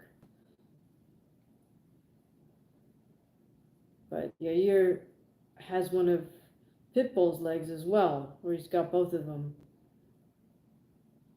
Now it's that leg lock battle. Ah, that looks horrible. Okay, yeah, so Rodriguez is also going for the leg lock. in that 50-50 position, turning, rolling. Got to be really careful here. This is high-level jiu-jitsu stuff. Okay, but nice job. Pitbull gets out of it. Now the fight's back on the feet. That was really masterful there. That could have been a bad moment for either fighter. 15 seconds left here. Rodriguez is just circling around with his hands up. I think he knows he got the W in this fight. Pitbull continues to try to walk him down. Spinning head kick from Rodriguez misses. And that's the fight. The men hug it up. That was a great little bit of leg lock movement there. High level grappling. Now the both men are best friends. They're talking to each other. I don't know. Rodriguez corner certainly feels that he won.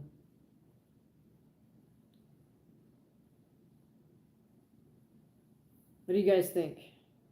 Did Pitbull show that he has what it takes to be in the UFC? I think that's the bigger question.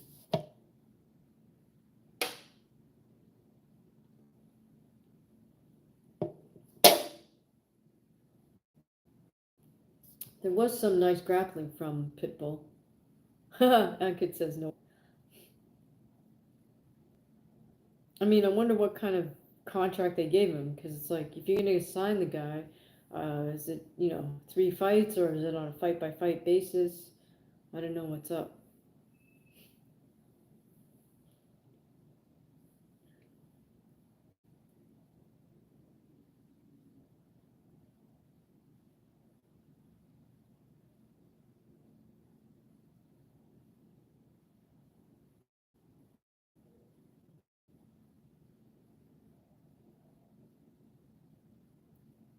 Ankit says he is past his prime. True. He might win some fights, but ain't becoming champion. Yeah, I wouldn't think he's coming into the UFC with any sort of illusion about that, but maybe it's just like, this is a chance, he finally gets a chance to be in the UFC. I mean, I don't think too many fighters would turn that down, right? Chance to get a lot more exposure than he did when he was what was it, Bellator? Yeah, can't begrudge him that opportunity. Chance to be on a bigger platform. If he's not going to make bigger purses, it's just, at least he has the UFC platform exposure behind him. All right, and no surprise, Yair Rodriguez wins that fight versus Patrick Pitbull. Both men sit Cesar and have a conversation, showing some respect to each other, I imagine. Gil says, wouldn't mind seeing Pitbull win, but he didn't. Yeah, understood.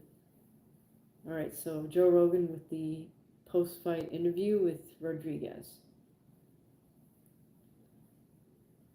All right, guys, who do you have in the co-main and main? You got Patty or Michael? Do you have Alex or Diego?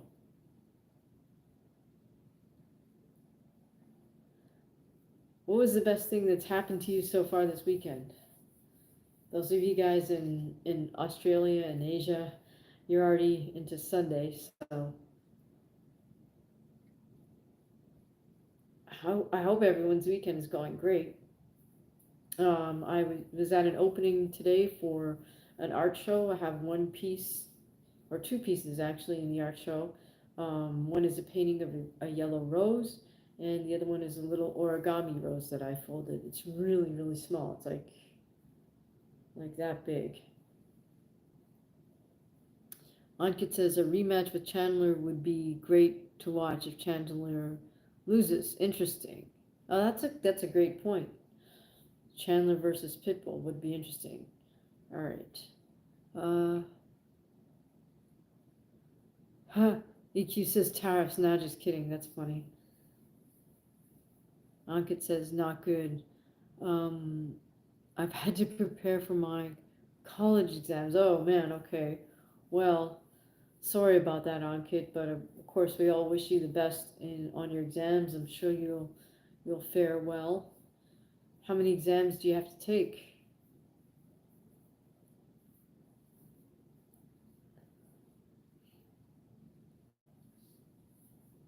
All right, so Rodriguez is just acknowledging the crowd in Atlantic. I mean, in Miami.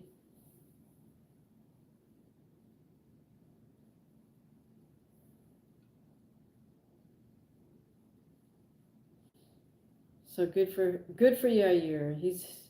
He's had long periods of inactivity, so it's nice to see him get a good win like that.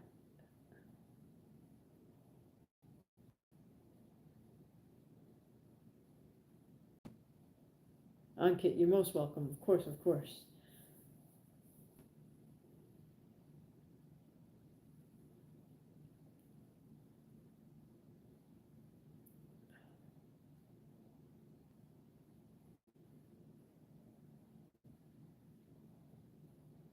I guess we're cutting to famous people in the crowd. The only person I recognize is Robert Kennedy.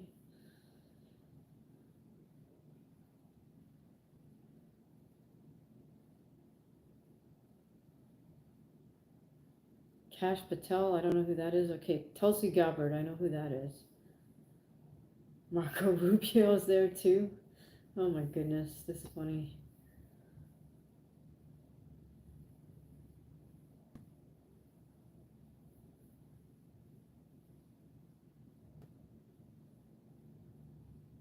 All right, we're in between fights here with UFC. Are you guys looking forward to May 2nd, Times Square? Rolly versus Ryan, Devin, Teo. All right, so UFC, we're cutting to Michael Chandler in the back, warming up. Not sure what he chose, brown and gold. These are kind of San Diego colors, but whatever. Doing a little pummeling with his teammate. Now we're cutting to Patty, all braided up, shadow boxing at the camera. Throwing elbows at the camera. Jab, jab, elbow.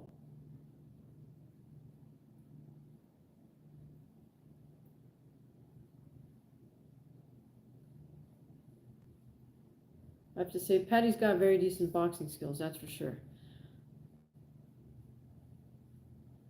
Eric, I don't have a body count. That's funny. All right, we're cutting to commercial. All right, who do you guys have in Chandler versus Patty? Chandler knockout Patty? Does Patty get a sub?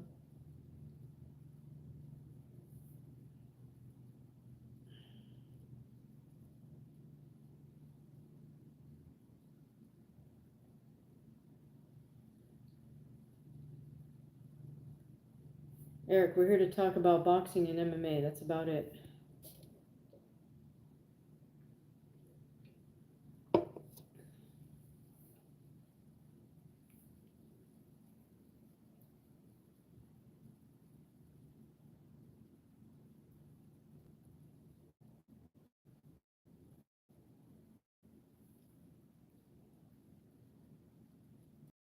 All right, we cut to B-roll, Miami, and it says Chandler by knockout. All right, let's see how this goes down.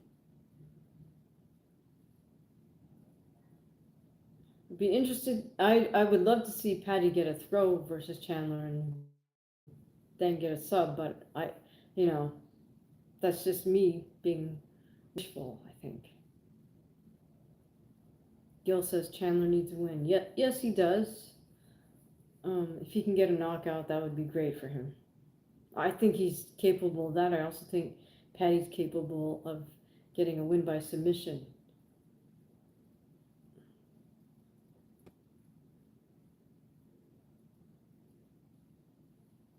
Okay, we're cutting to some B-roll of Patty.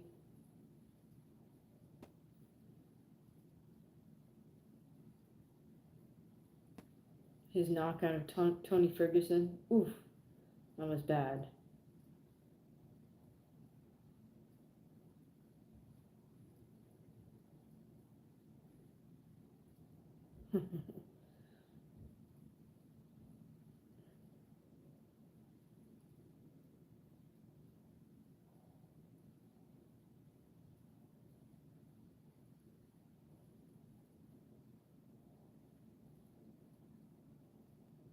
Do you guys find Patty's antics like a turnoff, or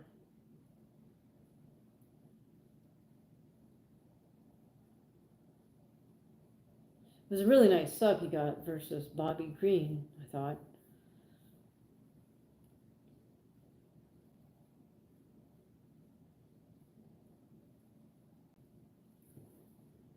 All right, now we're cutting to B-roll on Michael Chandler.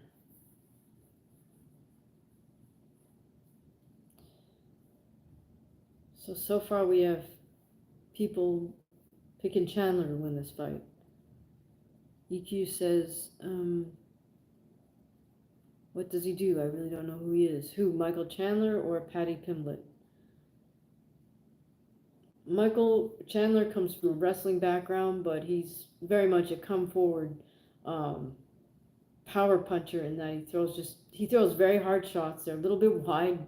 It's not like refined boxing. I would say Patty has superior boxing skills, but he may not throw with as much power as Chandler. Patty has nice judo throws. He's got great grappling. He can get a submission. Oh, you mean his antics? Like just his little dances. He always has something to say, call out. Um, he loves this sort of social media stuff. He used to at least blow up in weight between fights and get super heavy, like probably in the 190s, and then cut back down. Um, yeah, I think he's just a very outspoken personality that he kind of loves the camera.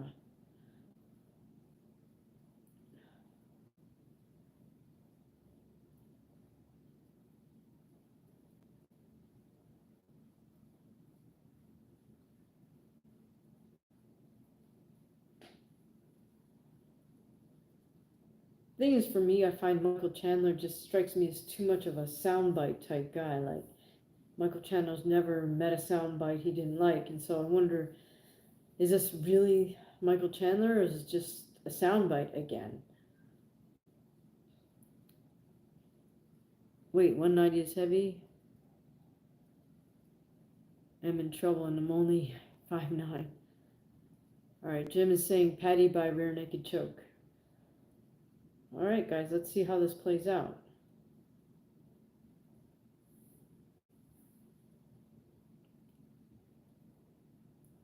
Looks like Patty will enter the ring first.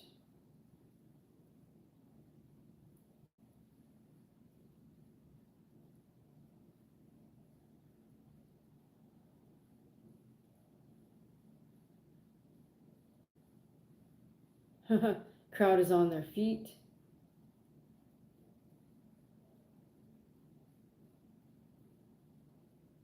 Everybody's holding up their phone to shoot this.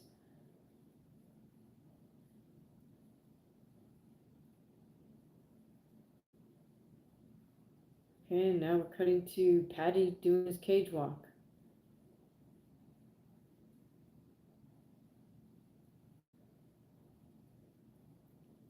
Looks super upbeat, taking it in.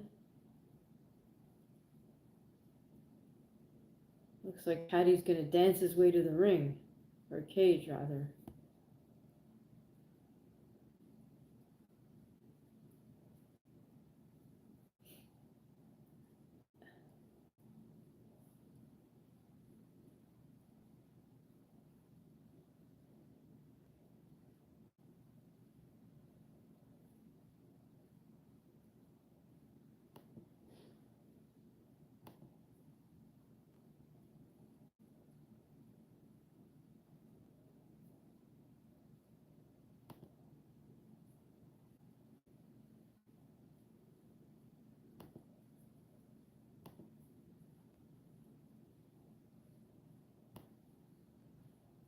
All right, Patty hugging up his corner.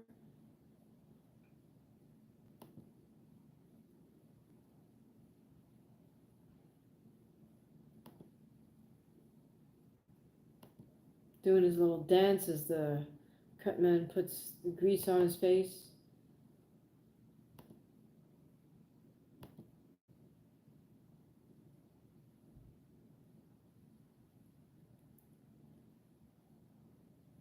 Gotta admit, UFC puts on a show. That's what Gil says. Agreed. Yeah, they for sure put on a show.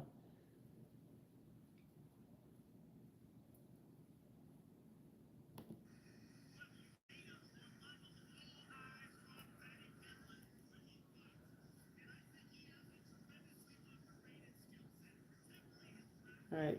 Patty just hyping up the crowd as he steps into the cage.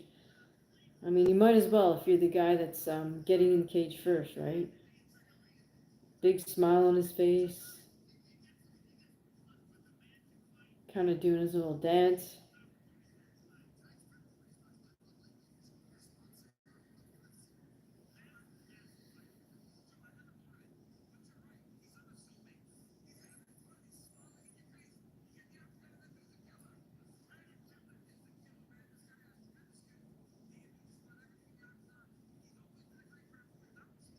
Crowd is going crazy for him, too.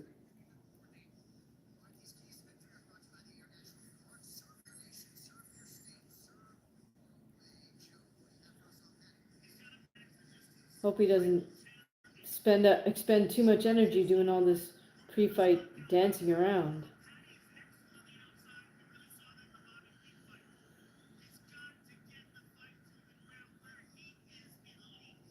All right, so the question is, can Patty get a takedown?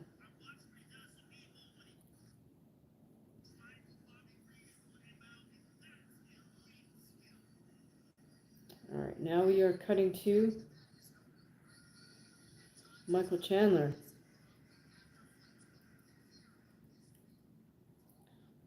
Michael Chandler's making a much more controlled walkout to the cage.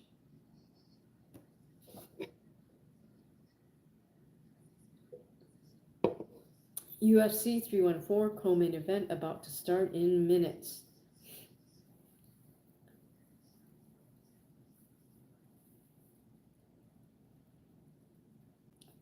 Just want to know you guys' opinion. You think it's okay to take the flag and drape it around yourself like it's a piece of clothing? Because I've heard that you're not supposed to do that, but it seems like a lot of fighters love doing that.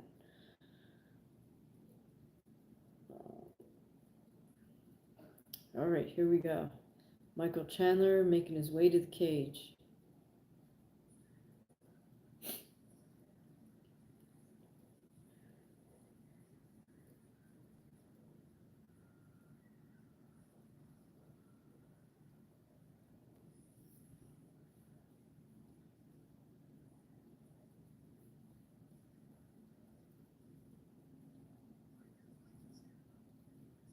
Right, so then he just bunches up the American flag, hands it to his corner. Anyways, Michael Chandler about to disrobe so he can get greased up by the cut man.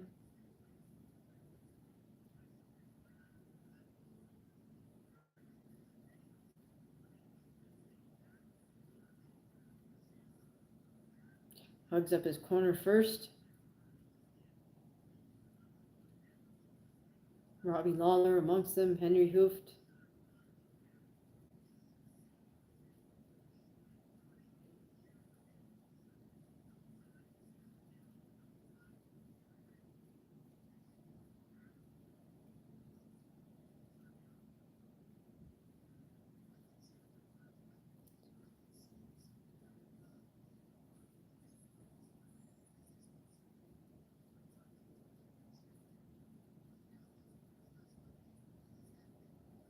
All right, Michael Chandler makes his way into the cage.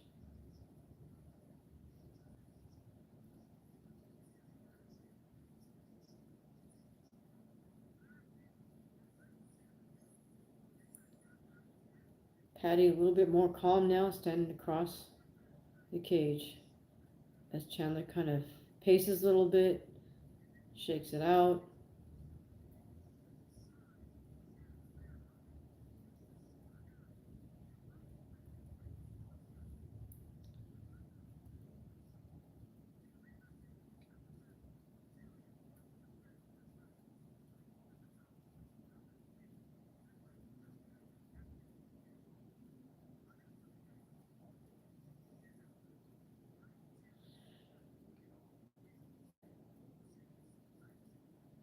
right, Patty's 30, Michael's 38. Looks like Patty has a slight height advantage.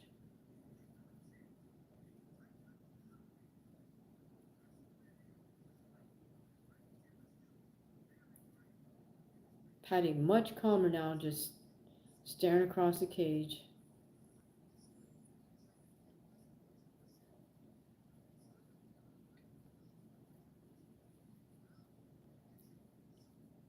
Looks like he's been allowed to wear his orange trunks.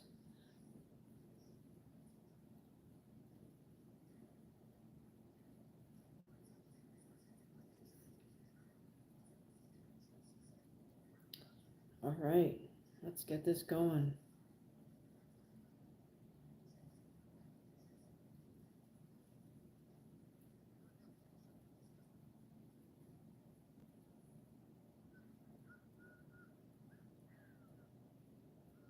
All right, we're just waiting for Bruce Buffer to finish making his announcements. Guys, if you haven't done so yet, please make sure you hit the like button, hit the subscribe, and hit the bell so you know when we drop content and you can check it out ASAP. If you're enjoying the content on this channel, please do consider joining the channel as a member. That's why you see some folks have their name lit up in green and they got the little belt icon right next to their name. So EQ, for example, has already earned their white belt. In 1 month, you get promoted to yellow belt automatically.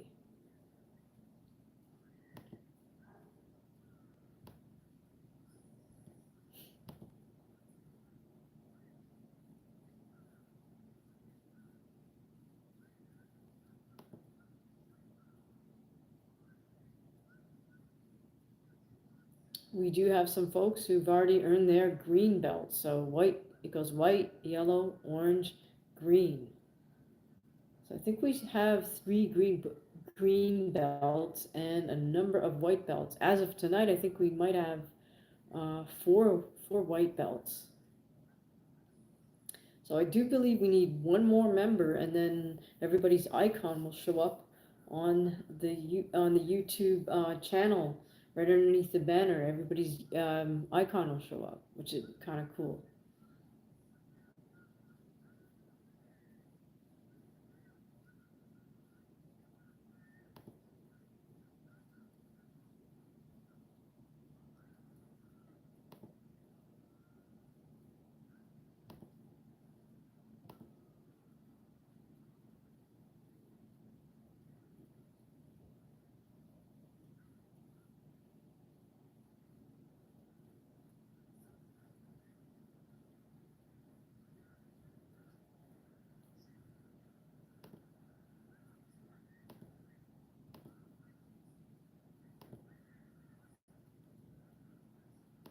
All right, here we go with Michael Chandler and Patty Pimblett.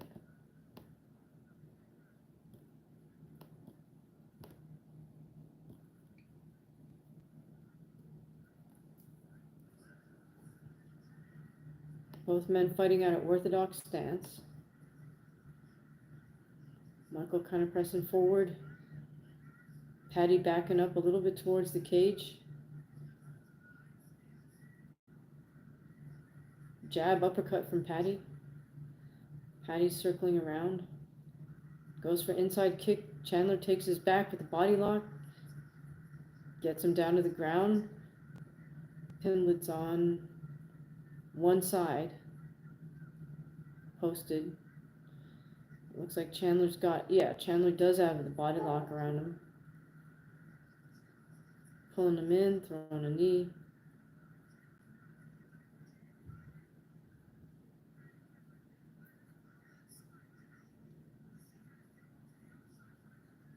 Pimblett tries to throw an elbow from bottom. I think Chandler's just trying to stay heavy on him. Pimblett on all fours. Chandler has one leg hooked. Pimblett on one knee, one foot. Throws elbows behind himself at Chandler's head.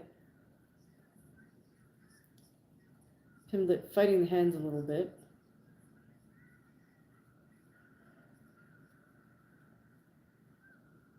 Pimblett up on 2 feet now. Chandler still with the body lock. Tries to lift Pimblett up, gets him back down to the ground. Pimblett on all fours, trying to cover up, stands up. Paddy gets to his feet, gets a wizard grip on Michael. Michael's using his head pressure to press Paddy up against the cage. We got just 2 minutes remaining in this first round.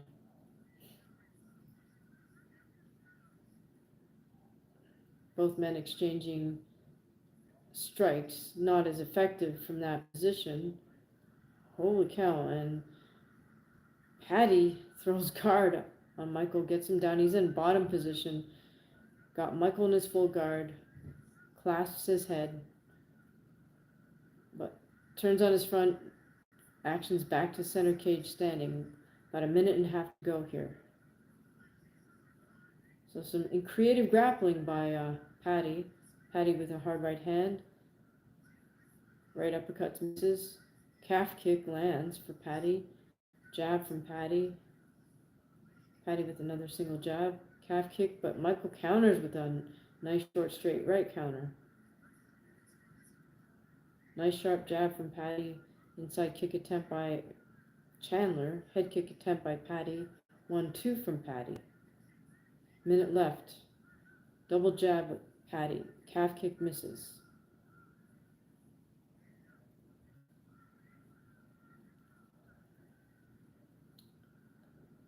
Right hand from Paddy misses. Another right hand from Paddy. Michael's circling around to his right, and Paddy's just staying on top of him, following him. Paddy strikes miss Chandler. Chandler keeps circling. Chandler with a nice little short left hook. Chandler with a jab. Chandler's faking level changes and then circles around, walks away. Oh, nice leaping head kick from Paddy Pimblett. Paddy continues to walk Chandler down, throws a calf kick, and that's the round. Nice opening round. Paddy raises his hands as if he feels like he won it.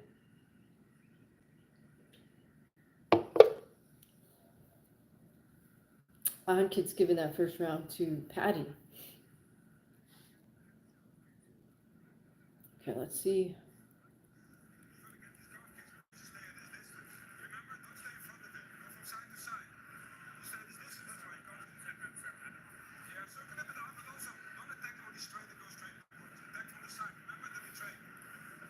Henry's telling Chandler to go from side to side, not straight back.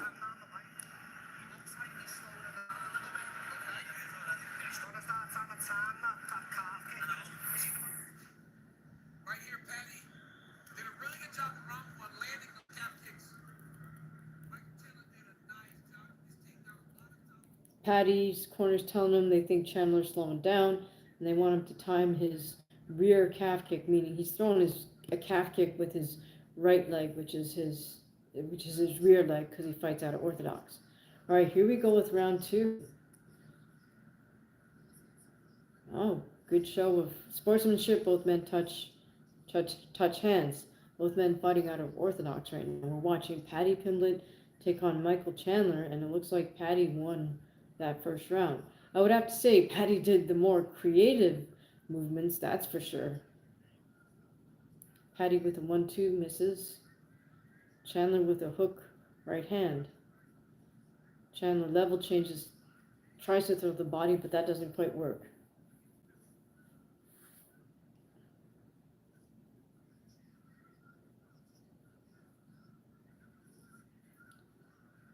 Paddy with a nice feint, jab, double right hand.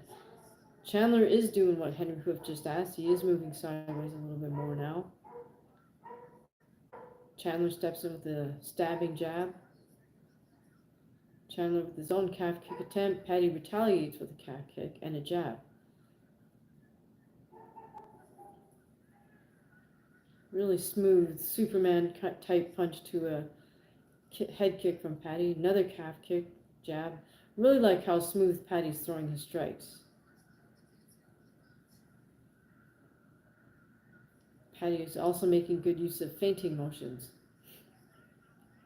It's got great variety. Inside kick, head kick. Chandler tries a calf kick. Paddy with his own calf kick.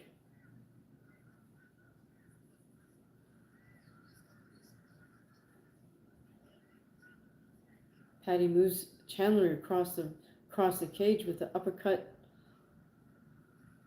Right hand, 4-punch combination. Chandler just caught Paddy with a kick straight up the middle. So there's a break in the action. Yeah, front kick to the crotch by Chandler.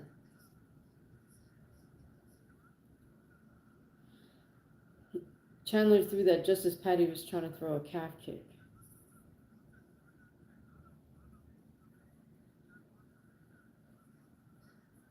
Chandler's saying, sorry about that. They touch gloves, and we're back in action. 3 minutes left. Paddy throws a kick. Chandler shoots in for a double, doesn't get it. I like the little feinting motions that Paddy's making. That's a good way to try to set up your strikes. Paddy with a head kick. Oh, nice little short right uppercut by Paddy. Another one. Chandler shoots in for a double, doesn't get it. But he's got Paddy pressed against the cage with a body lock. And Chandler's going to take Paddy down. He does. Paddy lands on his front. Paddy's got both hands and both feet on the mat. Just being careful right now, I think. Trying to throw elbows back to Chandler's head. Chandler again with the body lock, picks Paddy up, takes him down, gets a hook in.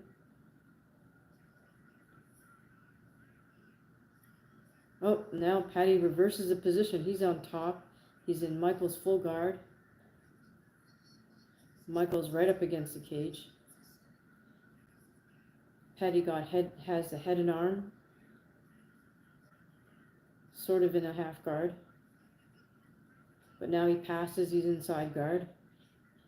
This is not good for Chandler because Paddy's a terrific grappler. Alright, so Paddy's now got side control with head and arm. Keeping his weight on Chandler. Oh, it looks like he might be going for a knee on belly.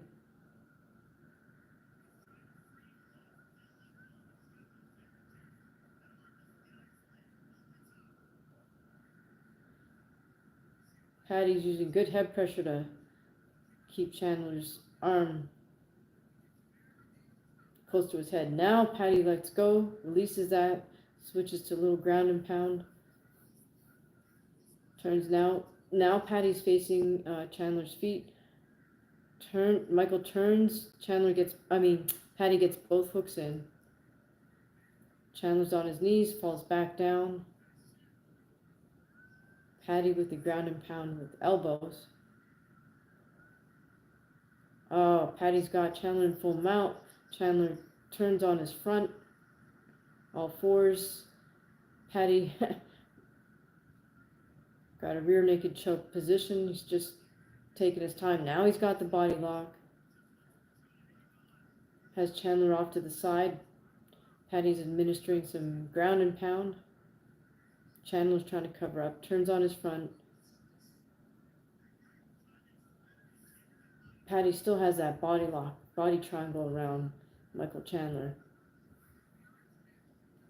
Chandler is defending well, fighting the hands, but Paddy's just dropping in ground and pound from the rear. Oh, and that's the second round. So definitely Paddy's round there. Wow, will Paddy get a decision here? All right, let's listen in.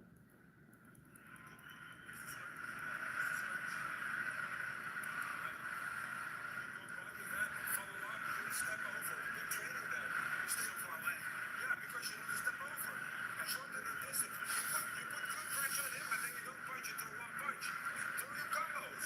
Hooft is calling for Chandler to throw combos. Chandler is complaining that he's too far away. Henry's saying, no, that's because you don't step over.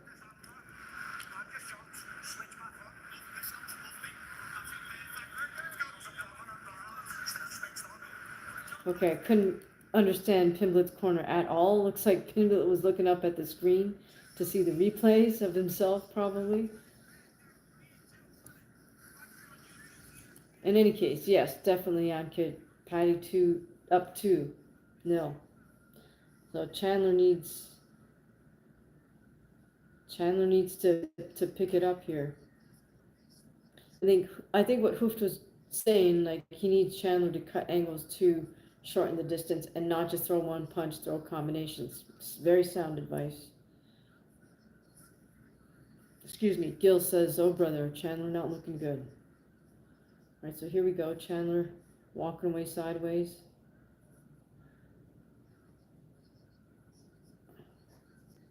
Chandler trying to level change low to get inside.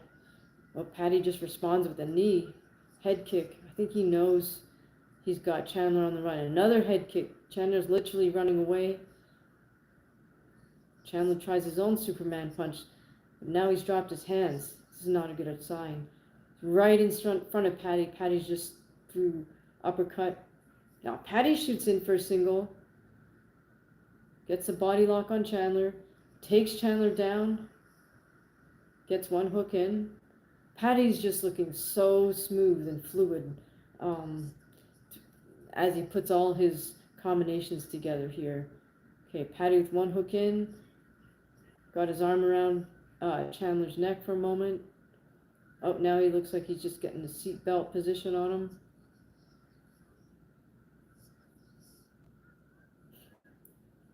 You can sit here for a minute and just allow Chandler to react, and then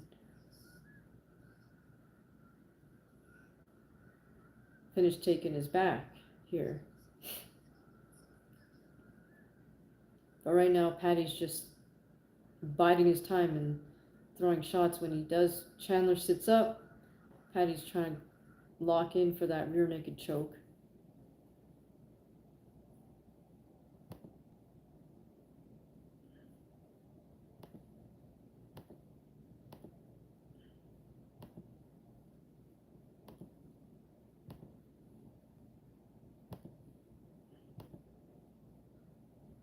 On Kit. This is sad for me. He's one of my favorite fighters ever. Oh, Chandler, okay.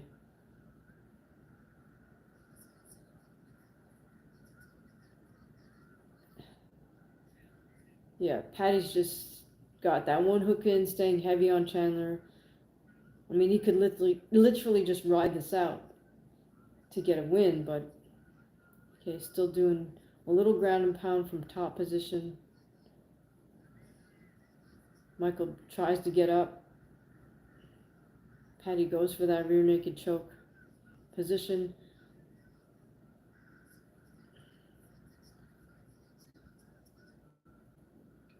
Is Chandler talking to him? I can't really tell. Patty just grounding and pounding from whatever position he has. Now he's got full mount. Chandler's just covering up. 4, 5, 6. Patty with all these heavy elbows.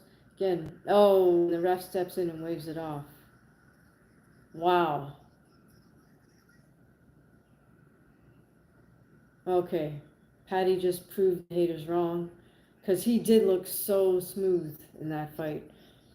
With everything, with his striking to the grappling. Beautiful work by Patty. I'm not sure what was up with Chandler. Hooft was trying to encourage him, hey, you know, we drilled these things, and he was asking Michael to do what they drilled, but, you know, again, it could be just Michael didn't do the type of sparring he needed to do for that fight. Patty, Jim says Patty is giant compared to Chandler. Well, I don't think it was simply a size difference. I think it was also, I mean, look how fluid Patty was in how he threw his combinations. Went from striking to grappling to getting a takedown to um, the grappling, the jiu-jitsu on the canvas. Plus, I feel like Patty is just a little more creative than Chandler. Gil says, hard to watch old champs getting beat up. Seen it before. Yeah, I think in a sense Michael Chandler kind of played himself a little bit. I mean, like I said, he's like he loves just to say all these sound bites, but it's hard to know who the real Michael Chandler is. You know, um, if his heart's not still in the game, this is the wrong game to be in if you're not hungry. All right, we got Hoofed congratulating Patty. That was a nice moment to see. All right, now Patty's just stirring up the crowd with his goofy little dance. But a well-deserved victory for Patty. That was outstanding. Patty uses Sakuraba arm lock to get up in the first round. Oh, you mean the front, the turn, yeah, the pivot overs front arm lock, yeah. You see that a lot in judo too. You're not allowed to pick somebody up like that, but like how Michael did, but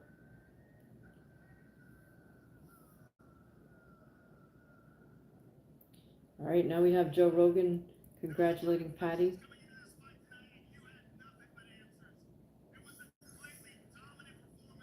Joe Rogan's calling it a completely dominant performance. Gil says, damn, kid's good. Yes, he is.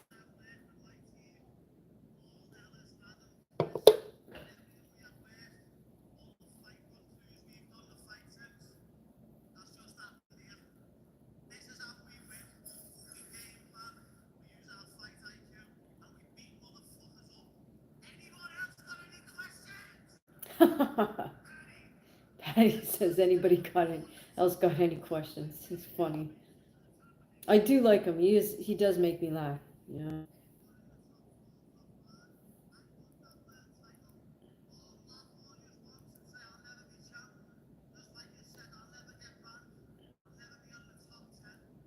Got a bit of a chip on his shoulder. He's talking to all the people who said all his haters, right? Like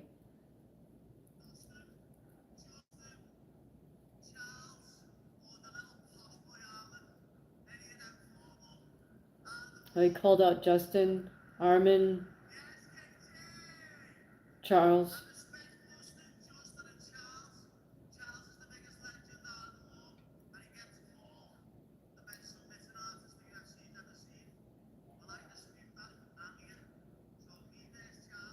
Oh, now he's really focused in on calling out Charles Oliveira.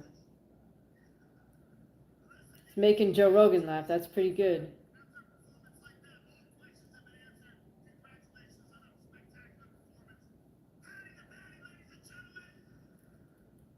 Well, well-deserved win by Patty because he did dominate Chandler in that one.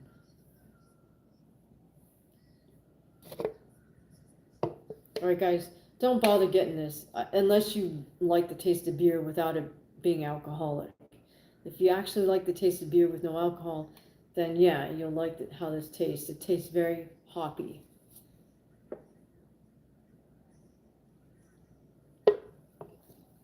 It's not clear to me. Do you guys know if there's any benefits to hops, like without the alcohol? I don't know. Maybe is it supposed to be healthy for you or something?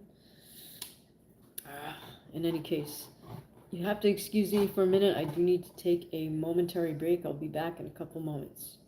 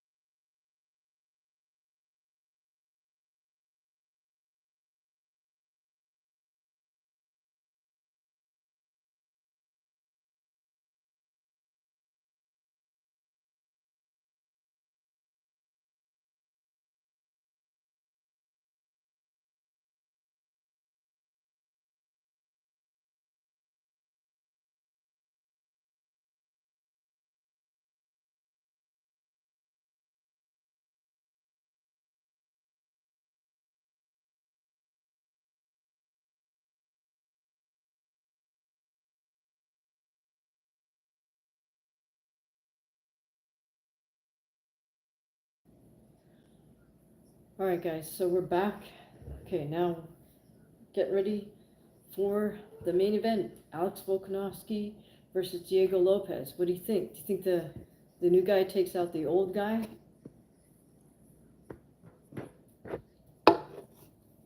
Right, we're cutting to Alex Volkanovski shadowboxing in his change room. And Diego Lopez shadowboxing in his change room. Shadowboxing at the camera, that is. Yes, Patty actually surpassed how good I thought he was. He was just way more smooth and fluid and creative than I'd anticipated. I would say actually Patty surpassed Boots Ennis in the sense that I knew what I expected of Boots Ennis, and that's what he delivered, but I didn't expect that from Patty, and he over-delivered.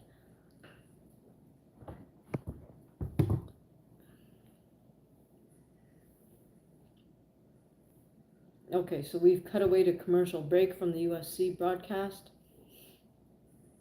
Tell me your predictions for this main event. You got Alex or you got Diego? Sorry, I got a little bit hungry, so I got to munch on this granola bar.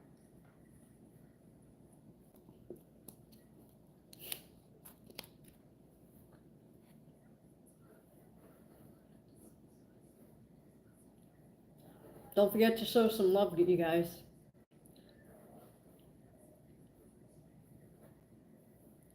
Definitely hit the like button, hit the heart.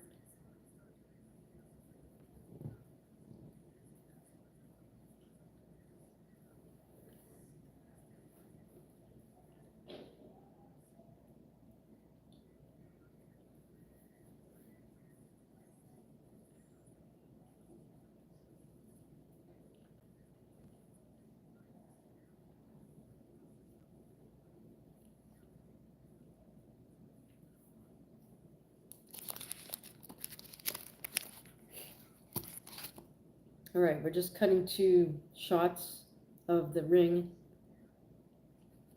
at the Miami Stadium.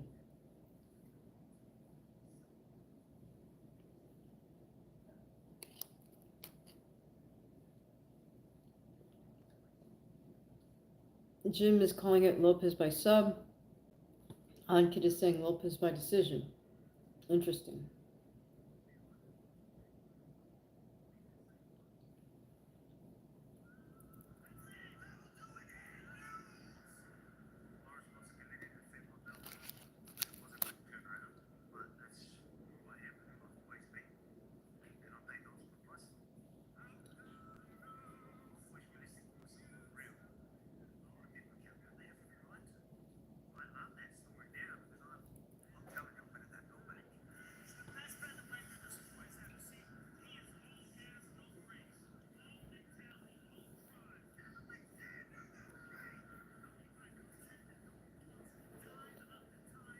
Do you think Lopez is just that good, or do you think Alex is actually fading? Is that why?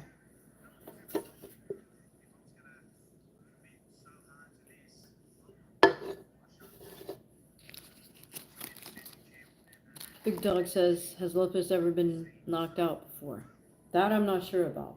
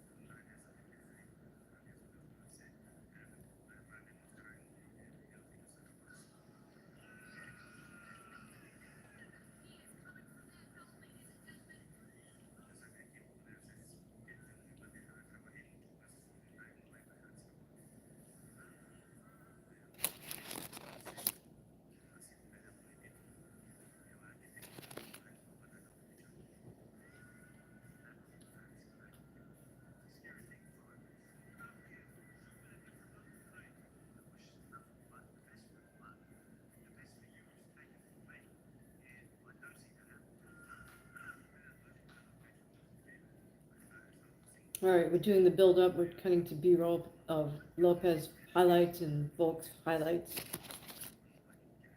Has anybody got Volk winning?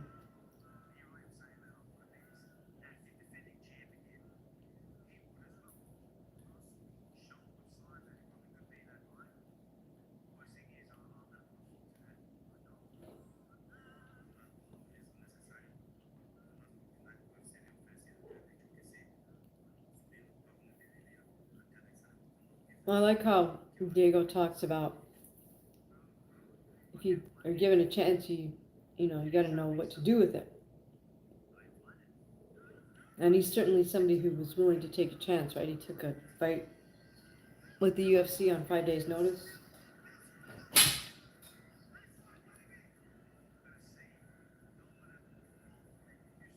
All right, so waiting for this fight to start. Interesting, they both have wins versus Brian Ortega.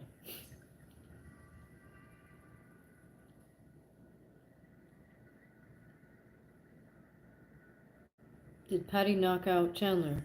He um, he ground and pounded him, and then the ref stopped it. But it was a dominant performance, so he didn't like knock him out, stand on the feet, but he completely dominated him.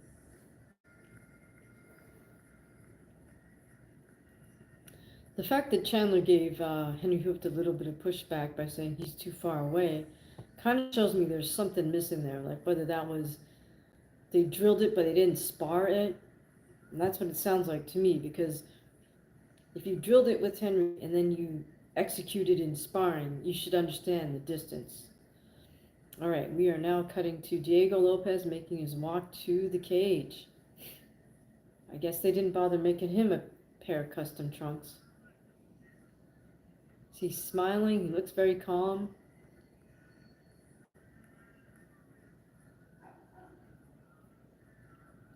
Looks calm, cool, and collected. Enters the arena with his hands raised, dapping people up as he walks to the cage.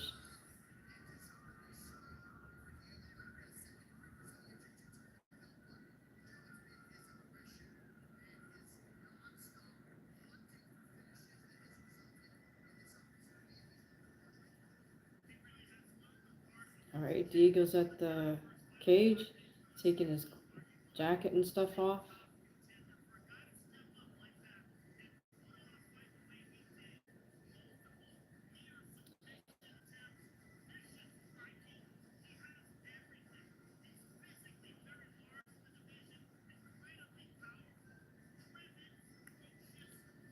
All right, Diego certainly has an interesting haircut. I gotta say that much about him. Okay, he's hugging up his corner.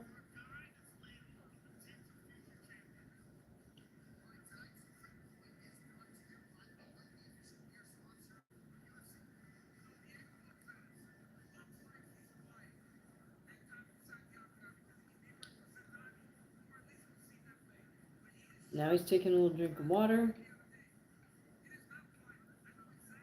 Mouthpiece, getting ready to get greased up by the cut man.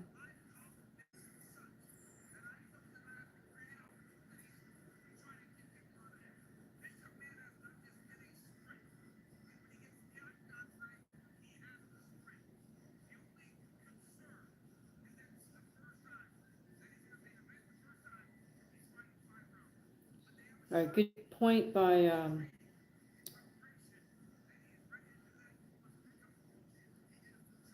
Daniel Cormier. He's saying um, this is Diego's first main event. So okay, interesting.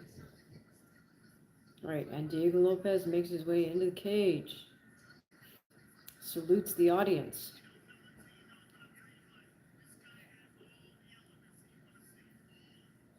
All right, so far it looks like everyone's going for Lopez to win this fight.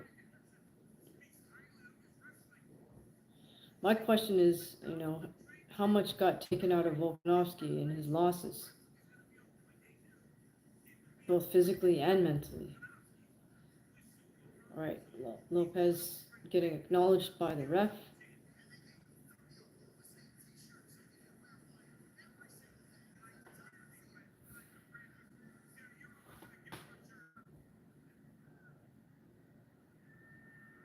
Alright, now we are going to cut to Alex Volkanovski making his cage walk.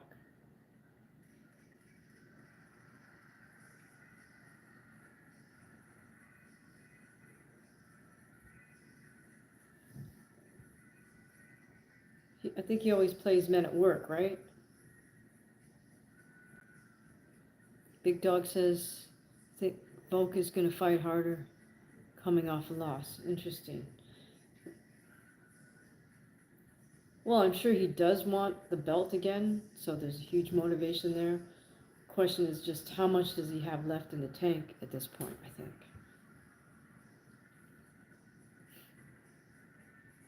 Okay, and here comes Alex Volkanovski making his way to the cage. Carrying the Aussie flag.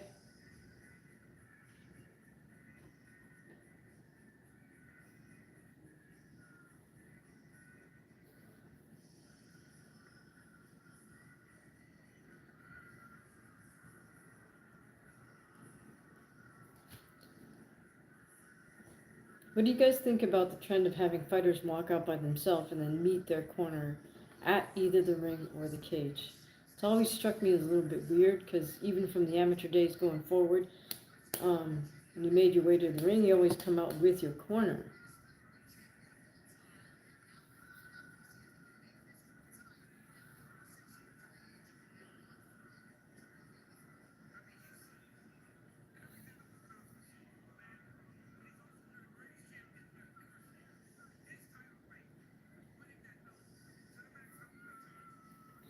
Alex just acknowledging people in the crowd, shaking hands, giving a kiss and a hug to his wife.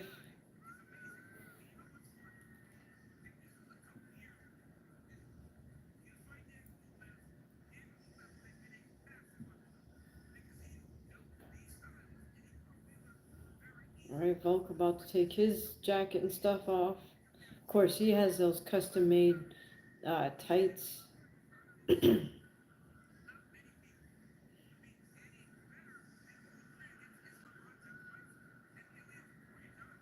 Takes his shirt off.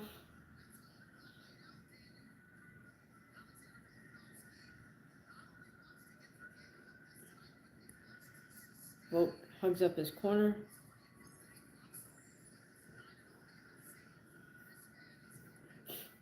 About to get greased up by the cut man.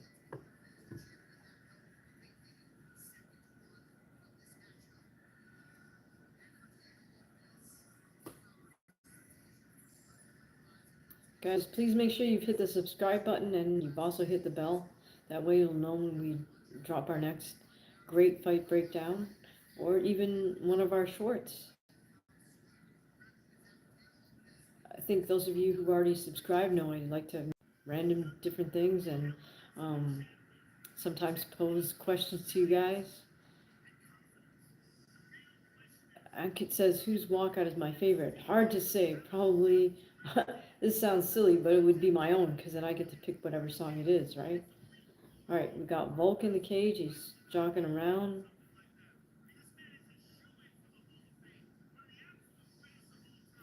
Rogan is calling Volkanovski a shoo-in for the Hall of Fame.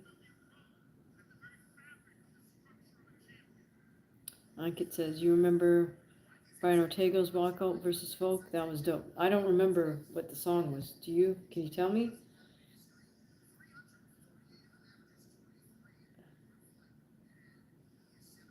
All right. So we're just watching Volk kind of pace around a little bit in the cage, jump up and down, bounce up and down rather. Okay, as far as the tail of the tape goes, Volk is 36, Lopez is 30. Lopez has about 5-inch height advantage and maybe a 1-inch reach advantage. They both came in at 145. EQ says, too many walkouts, too long. Only the main and co-main should have one. Well, the thing is, everybody's got to walk to the cage, so they're going to play a song, right?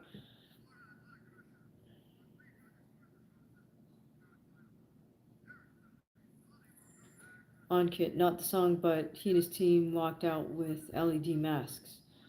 Okay, so that's all well and good, Ankit, but do you remember when Deontay Wilder did that? And then he said his costume was too heavy and that's why he lost? It was actually those LED lights in the mask, I think, that messed Deontay up. So I would say an LED mask is a bad idea. Ankit says, though, he lost via TKO. Yeah, there's something about the lights in your eyes. You don't want LED lights because they're only one frequency. Deontay brilliantly chose red LEDs, which is the lowest frequency of light. So you got that in your eyes for the whole walkout, and then all of a sudden you take that off and you're getting light of all frequencies. You just condition your eyes to only be used to very low frequency light and a low amount of light. Now all of a sudden, boom, you're bombarding your eyes with higher frequencies and more light energy, screws you up. Somebody else called it during that fight as Deontay was doing his walkout. It was one of the Duvas. They said they referred back to, I think it was when was it Roger Mayweather? It was one of the Mayweathers. I think it was Roger. He did a walkout and he wore sunglasses and he got KO'd. You don't want to screw around with your eyes on your walkout. Ankit says, my mistake, it was decision loss, but a bad one. All right, well, yeah. I would avoid wearing a mask with LEDs at all cost. In my opinion, that's what messed up Deontay, not the heaviness of his costume.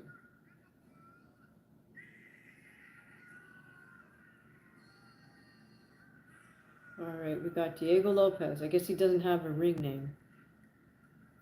EQ says,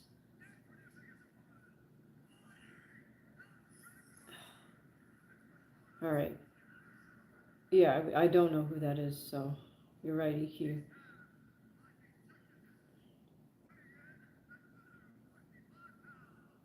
All right, Volk is getting introduced now by Bruce Buffer.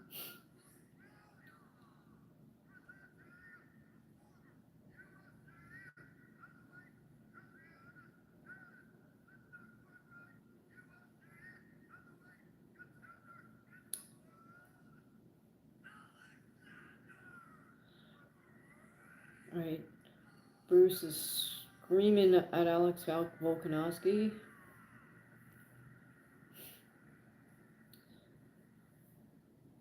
Looks like a packed house in Miami. All right, now Volk and Diego are center cage. Volk is bouncing, looking at Diego. Diego's just looking down. They both touch gloves. Back up to their respective corners. Very interested to see how this fight plays out.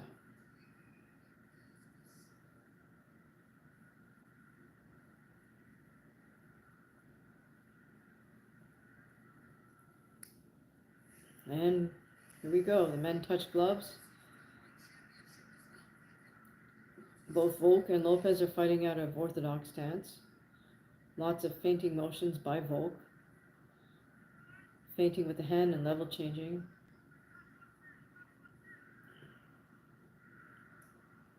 Volk with inside kick. Lots of jittery motions from Volkanovski. Another inside kick from Volkanovski. Head kick attempt by Volk.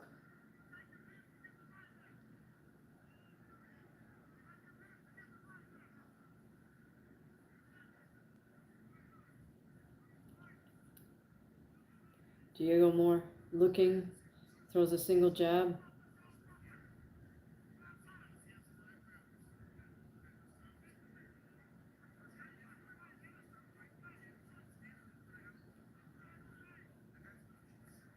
Another head kick attempt by Volkanovski. Diego blocks it. Volk turns around. Inside kick from Volkanovski. Calf kick by Lopez. Lots of feinting motions by Volkanovski. Feints a level change, feints a slip to the outside. Volk with the right hand, but he gets countered with Lopez. Lopez nods to him like, come on, come in.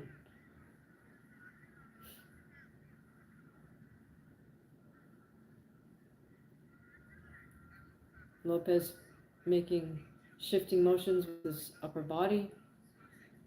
Right hand attempt by Diego Lopez. Volkanovski circling to his right, feinting with jabs, feinting with body motions, also feinting with right hands.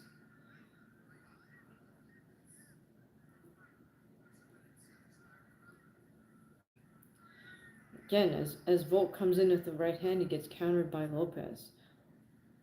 I think Lopez has more than a 1 inch reach advantage on him. Both men exchange low kicks. Volk bouncing in and out.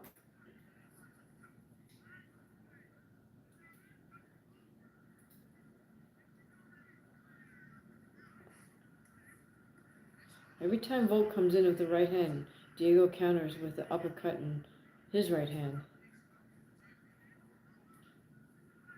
Very good reaction from Diego Lopez. Volk is circling to his right now, just past the halfway point in this round.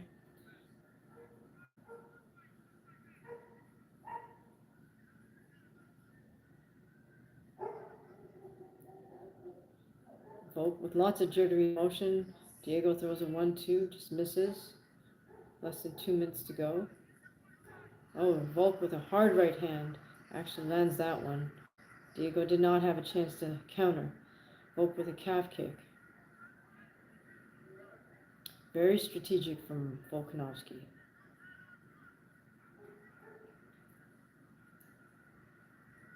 Lopez misses with a calf kick. Sure, Volkanovski's confidence level just shot up right there. But he's got to be patient and got to be careful. Volk now circling to his left. I like how Volkanovski is just using a lot of really small steps. That way he will never be off balance and he will always be in position to punch. Jab attempt by Volkanovski. Oh, now Volk shoots in, has a body lock and drives Diego back to the cage. Oh, gets Diego down on all fours briefly. Throws a knee. Again, Volk has Diego tangled up. Diego now has the body lock.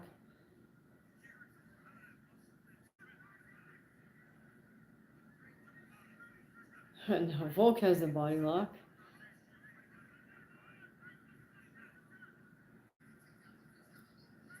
Volk has Diego's back, standing. Diego's facing the cage. Volk throwing some shots, gets Diego down to the ground. He's in Diego's full guard. There's under 20 seconds left to go. Volk is throwing some ground and pound.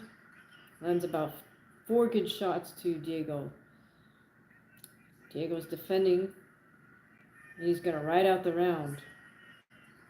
But we have to give that round to Volkanovski. Nice work.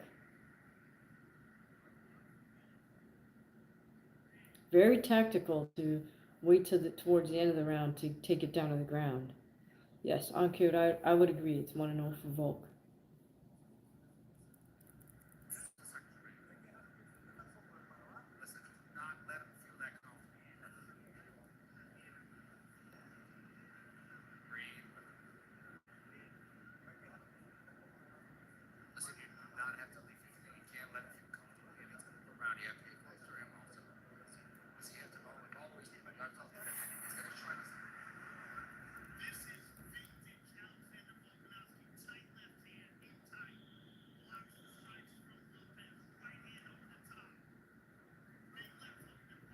Oh, Volkanovski landed some nice little short overhand rights, but he did the most damage when he had Diego up against the cage and got him down.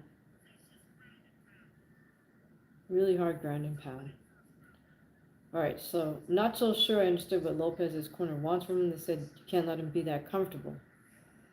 Yeah, skill, I would agree. And on kit, it is Volk's first round for sure. Alright, Volkanovski again comes out. Lots of jittery feinting motions. Volk is the one moving sideways, laterally. Volk with an inside kick. Lopez a little more active now. And stay on top of Volk as Volk circles away. Lopez throwing lots of jabs that aren't intended to land. He's just throwing them out there to occupy space. Volk continues to move and circle, really choose his shots.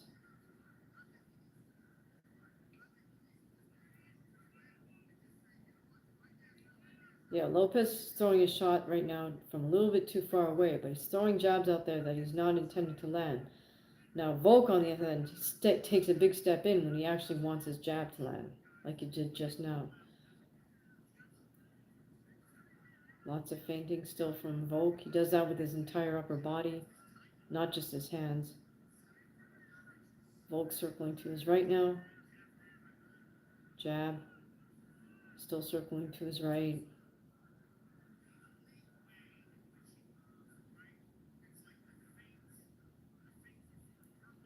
Volk's feinting like he's going to slip to his left.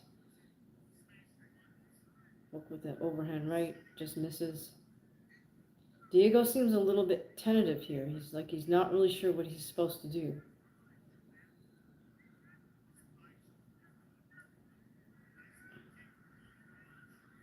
Volk with a nice right hand. Nice jab. Yeah, I mean, Diego needs to actually throw his jab like he wants to land it. Right now he's just throwing it out there in the air. Volk comes in for a double. Abandons that attempt. Inside kick from Volk. Jab from Volk.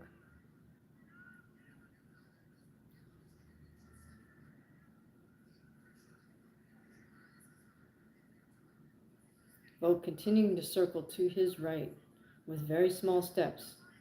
I like the fact that he's not crossing his left foot over his right foot.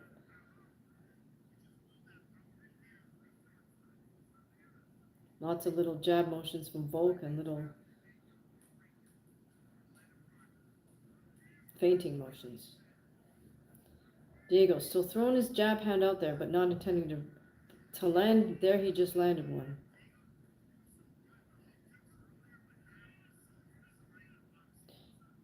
Yeah, Diego has to do the feint jab and then actually throw a bad intention jab.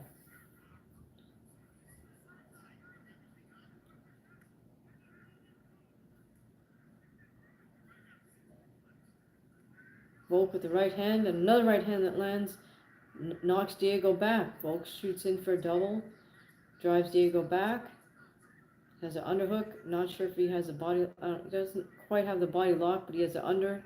Diego takes a wizard grip. Diego tries to knee.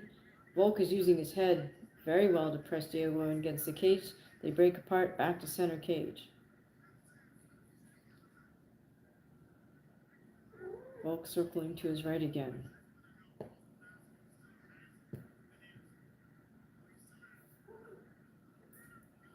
Volk circling away. Diego with a left hook right hand. But Diego needs to pick the pace up. He's got less than a minute to go here. He seems a little bit mesmerized by Volk. Got a little blood on Volk's face at the moment. Oh, nice hard jab lands for Volkanovski. Lots of small steps and tons of little jury motions from Volk. Right hand, left hook, right hand lands for Volkanovski. Another jab from Volkanovski. I'm sure his confidence level is way up now.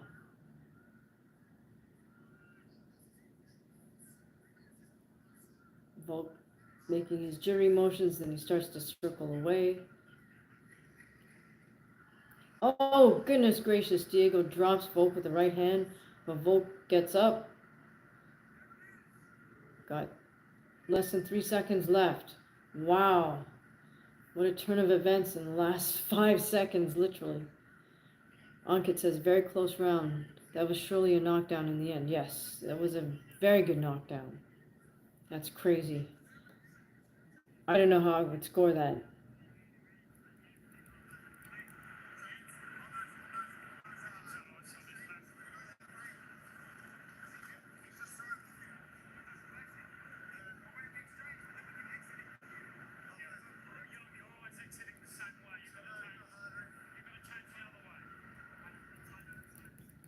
Volk's corner's telling him he's always exiting the same way. He's got to go the other way. Yeah, overhand right landed for Volk, followed by another this little clip right hand. That's what knocked Diego back. But then Diego in turn lands a big right hand that drops Volkanovski. It was a jab, overhand right. Beautiful. And Volk was really lucky that that was at the end of the round. All right, crowd on their feet here. Very close fight. All right, good show of sportsmanship. Both fighters touch hands. Okay, starting out again with lots of jabs and feint jabs.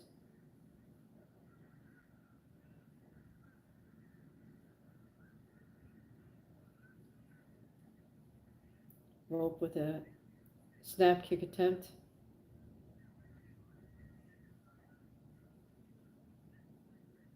Volk still moving to his right.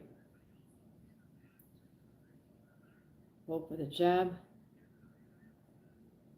Lopez with nice level change motions. I'm sure Lopez's confidence level has now gone up a little bit.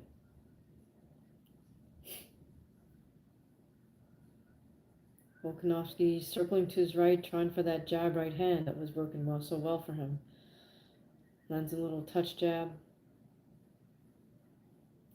Lopez still staying focused on Volk, staying right in front of him, staying light on his feet. Oh, Diego with a double jab drives Volk back for a little step.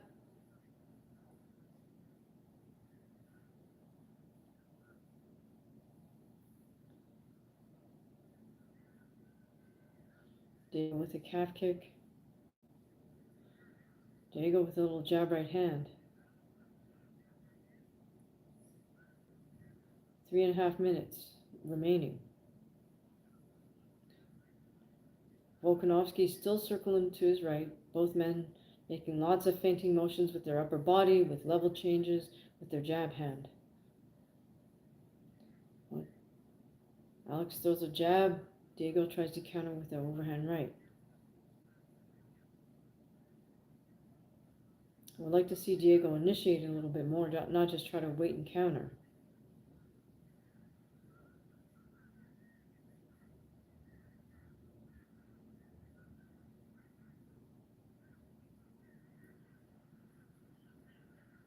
It looks like Volk got Diego with a nice little short left hook. Alex with a nice jab lands well.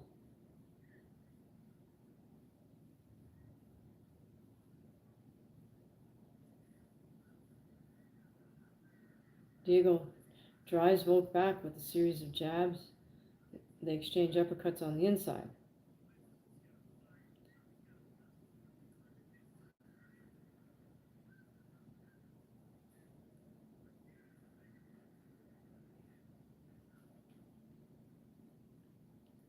Volk doing a lot of parrying of Diego's jab with his right hand.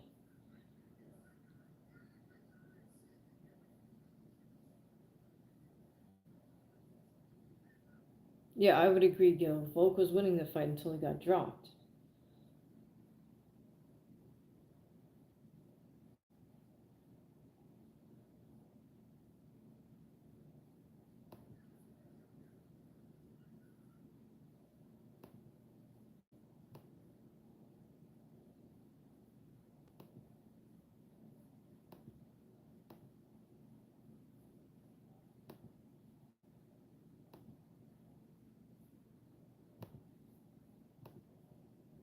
Sorry, I lost my stream for a moment. Let's try to get it back.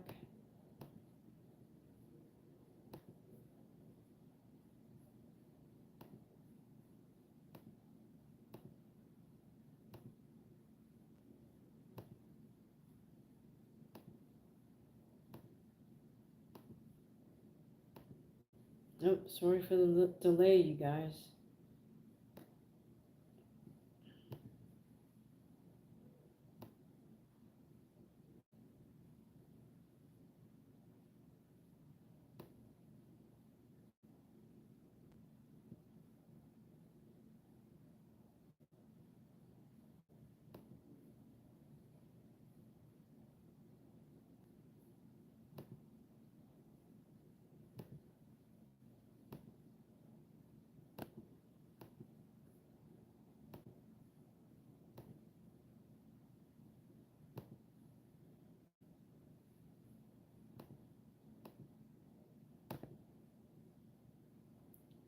Alright, my bad. I lost my stream. Hang on.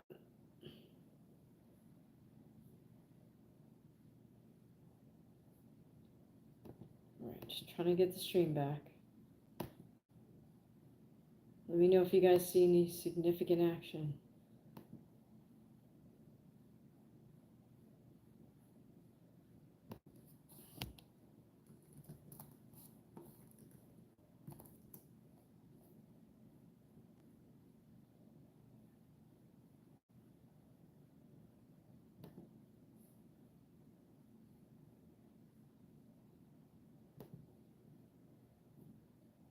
Thank you so much for the love. Really appreciate it, you guys.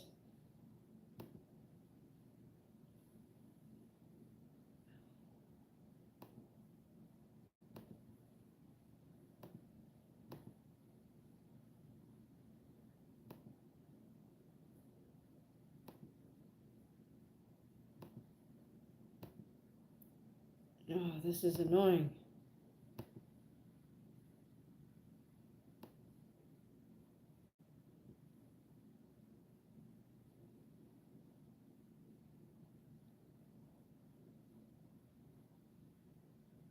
Alright, so it looks like we're getting ready here for the last.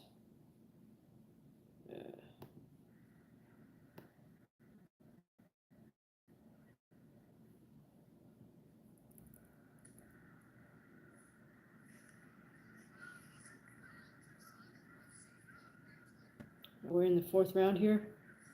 Okay, so center cage. Now it looks like Volk and Lopez are willing to fight at slightly closer range. I think they both feel they feel the urgency of the moment. Volk with the jab, Diego with the calf kick.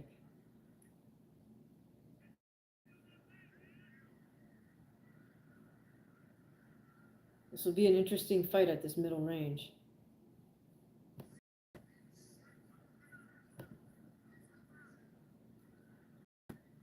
I like how Diego's using his upper body motion. Oh, he just got caught with a jab by Volkanovski. Another jab from Volk. Diego comes back with his own jab. Volk still circling to his right.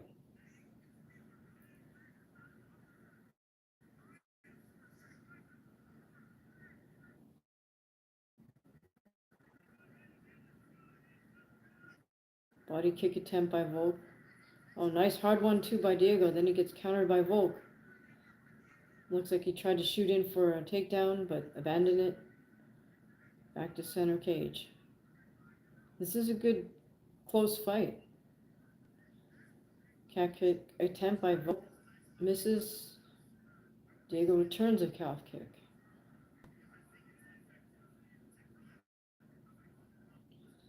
Tons of jabs from Diego that are like 6 inches away from Volk's head.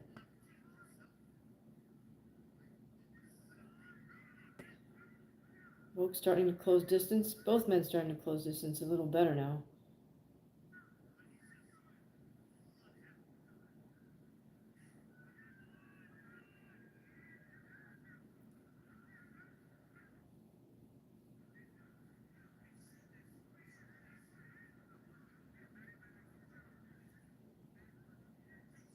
Volk still circling. Using his jab. Gil says no sound over here. Interesting. Wow.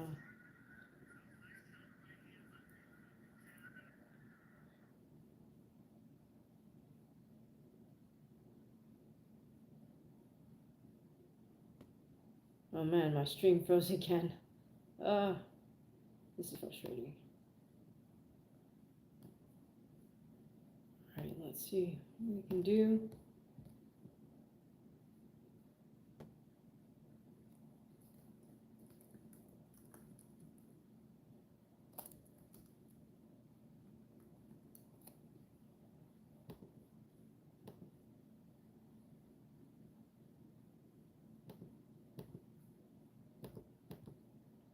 Sorry about this, folks. Oh boy.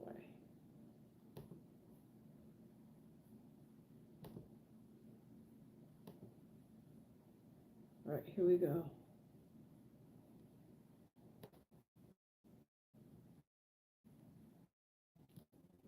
So Volk is still circling away. Diego's right on top of him, following him. Tries to open with the left hook.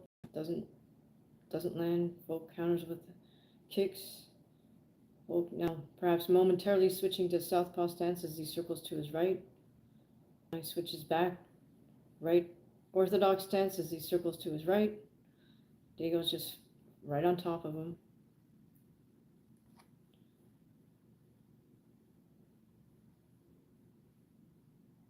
A minute remaining in this fourth round. Such a close fight. I think both fighters are going to need to take some more risks in the final round. Oh, Volk with an overhand right. Doesn't quite land. Jab from Volkanovski. Still circling to his right.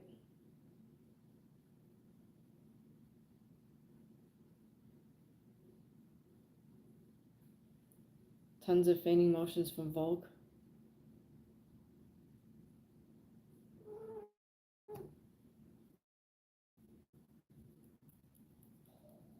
Oh. Another overhand right attempt by Volkanovski. Got less than 30 seconds remaining in this fourth round. I think I'd have to give this round to Volk based on the effectiveness of the jabs, really. Nice jab. Diego starting to open up right at the end of the round here. And that's the fourth round. All right, you giving the fourth to Lopez? Interesting.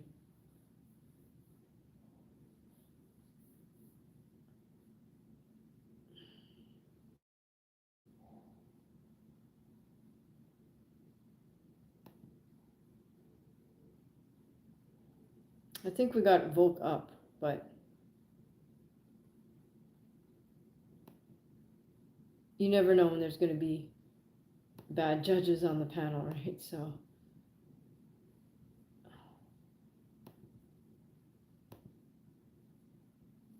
okay, let's try to listen in here.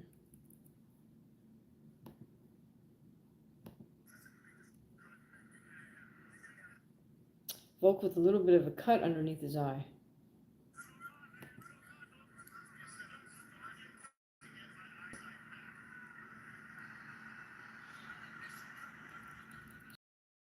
In the corner.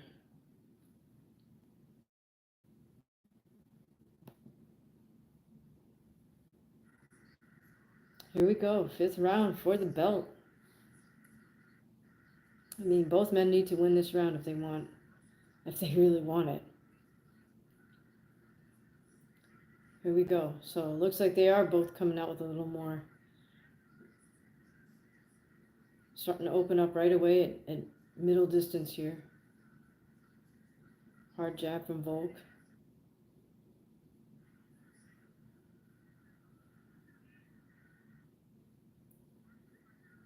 Diego with lots of feinting jab motions. Volk still circling to his right, throwing those single jabs. Now he circles back to his left in southpaw stance.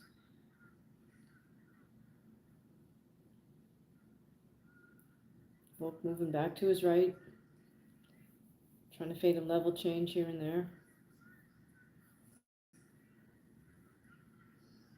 Nice weave under by Volk. Lopez starting to open up a little bit.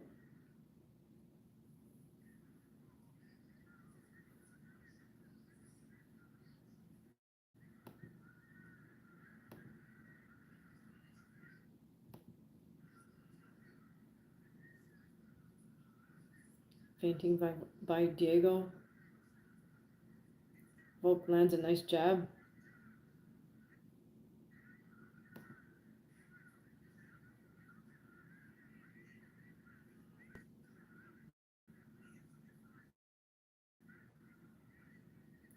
Diego's landing some nice little short counters when Volk closes distance, but I don't know if it's going to be quite enough just yet.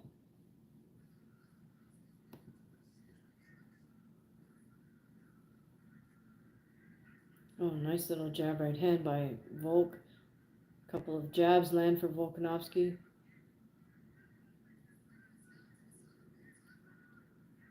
Volk tries to shoot in. but abandons the takedown. Nice jabs by Volkanovski. Still circling to his right, throws a hard right hand, left hook. Volk shoots in for a double, doesn't get it, throws a knee. Not sure what Diego's complaining about, but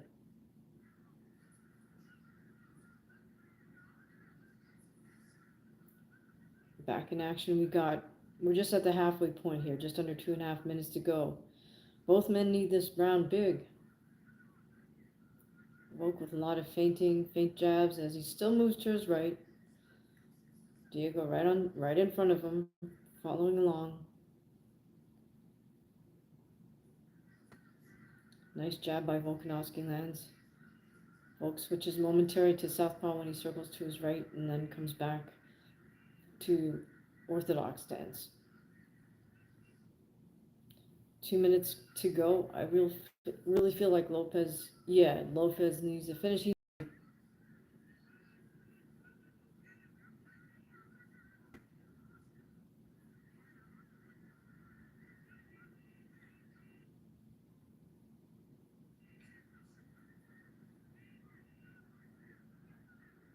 Oh, nice jab by Volk. Pops Lopez's head back. Calf kick by Lopez.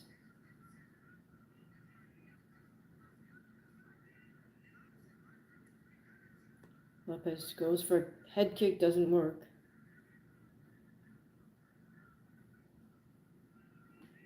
Lots of jab motions by Lopez, but he's not throwing them to land them. Now, when Lopez tries to close in, Volk circles away. Oh, nice couple of body shots by Lopez. Great jab by Volkanovski. Less than a minute to go.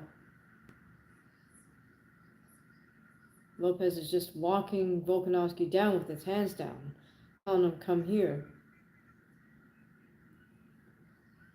Oh, nice counter left by Volk. Good exchange. Lopez is yelling at Volkanovski. Oh, Volk almost gets Lopez down there. Just a little bit off balance. But we got less than 30 seconds to go. I don't think Lopez did quite enough to win this fight. Hunting Volkanovski down still. Volk still circling away to his right. Walks away. Still circling away. And that's it. Diego raises his hand in victory. I don't think he won that fight, but you never could see it going his way.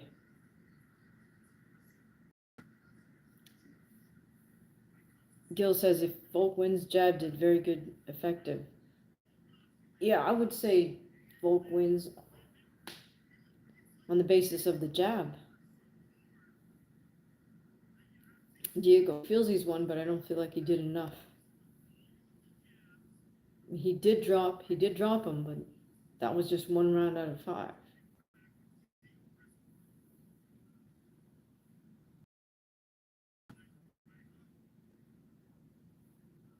Right. What do you guys think? Volk 3-2, Volk 4-1. How do you have it?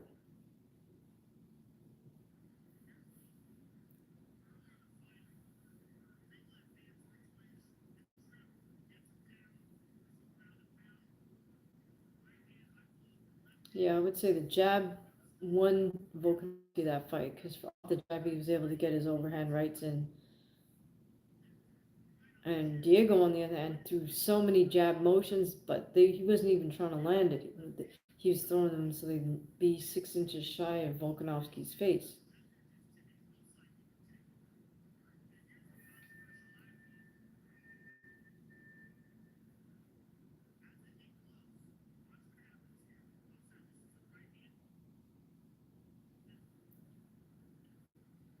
Ankit says, now UFC should do Volk versus Mosvar, Yair versus Lopez. Interesting.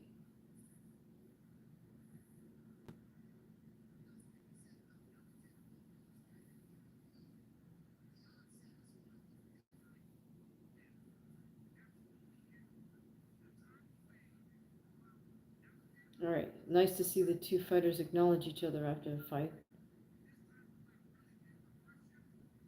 All right, let's hear what the judges have to say.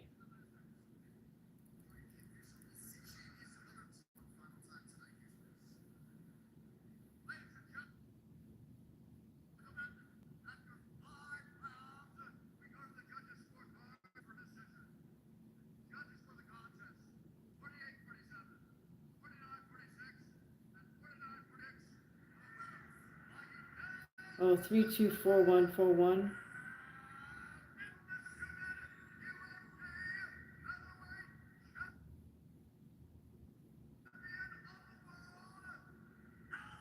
Oh, yeah, Alex. 4-1, 4-1, 3-2. So Volk gets the belt back. Congratulations to Volkanovski. That was not easy. And he drops down to his knees. What an emotional moment for him. President Trump's on his feet.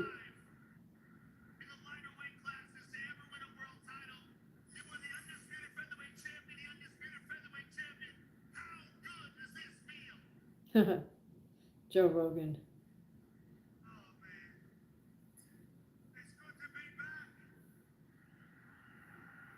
Volk says it's good to be back. There's Izzy in the audience clapping for him.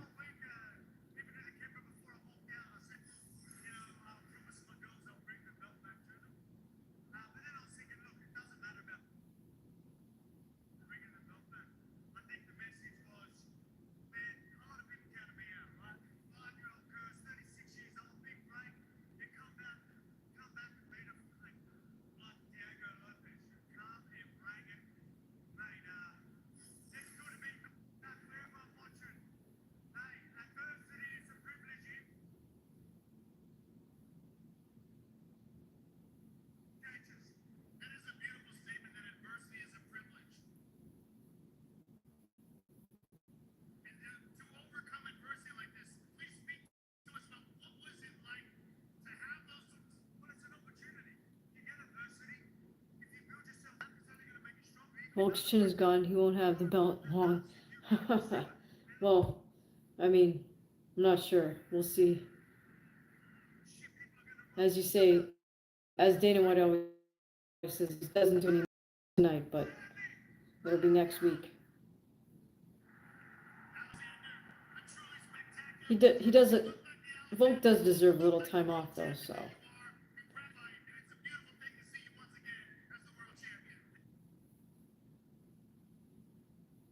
I mean, he may be on his way out, but look, if he gets a couple more fights in, you know, all the best to him.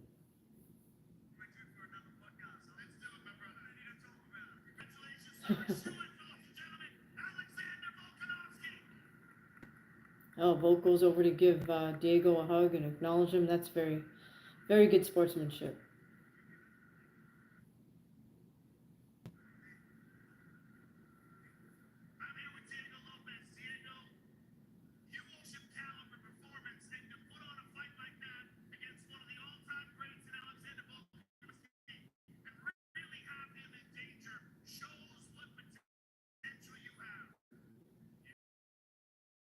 Diego props for having for Diego being in danger.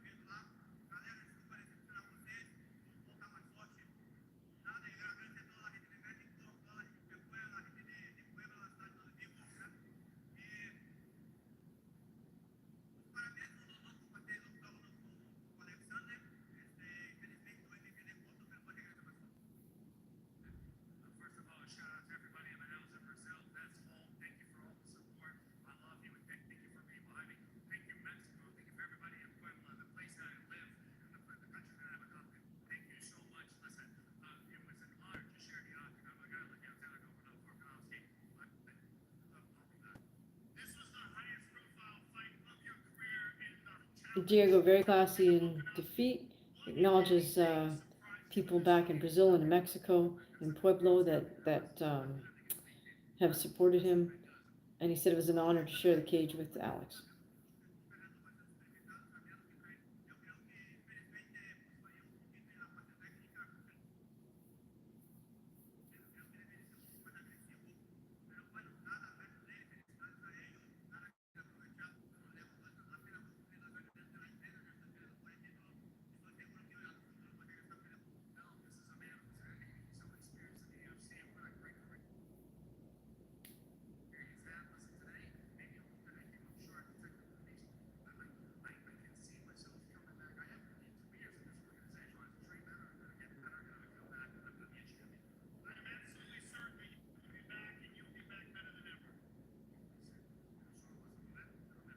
Diego says, you know, he's gonna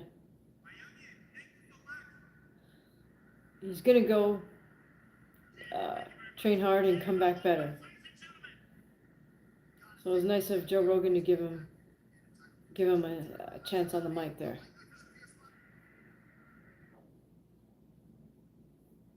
Out in there, looks like we have Volkanovski in the ring with his mom and his dad, or his wife and his dad. Sorry, he's got his belt back, so huge props to Volk.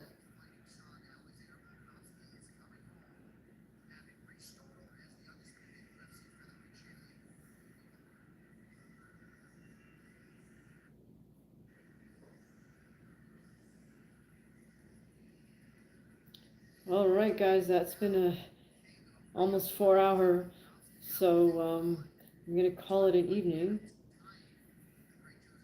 Uh, any final thoughts before we call it a night? Well, again, I hope everybody has hit the subscribe, has hit the bell. Always feel free to show your love with a super chat or super thanks, or you can go over to buymeacoffee.com and buy coffee. But yeah, I will see you in the next one. Um, Looking forward to May 2nd, Times Square, for all the boxing fights. And in the meantime, please, you know, leave your comments on the other videos that are maybe already up, or the ones that are about to drop tomorrow, or well, Sunday is tomorrow, Sunday or Monday. All right, I'll see you guys soon. Have a terrific rest of your weekend, and thank you so much for joining us.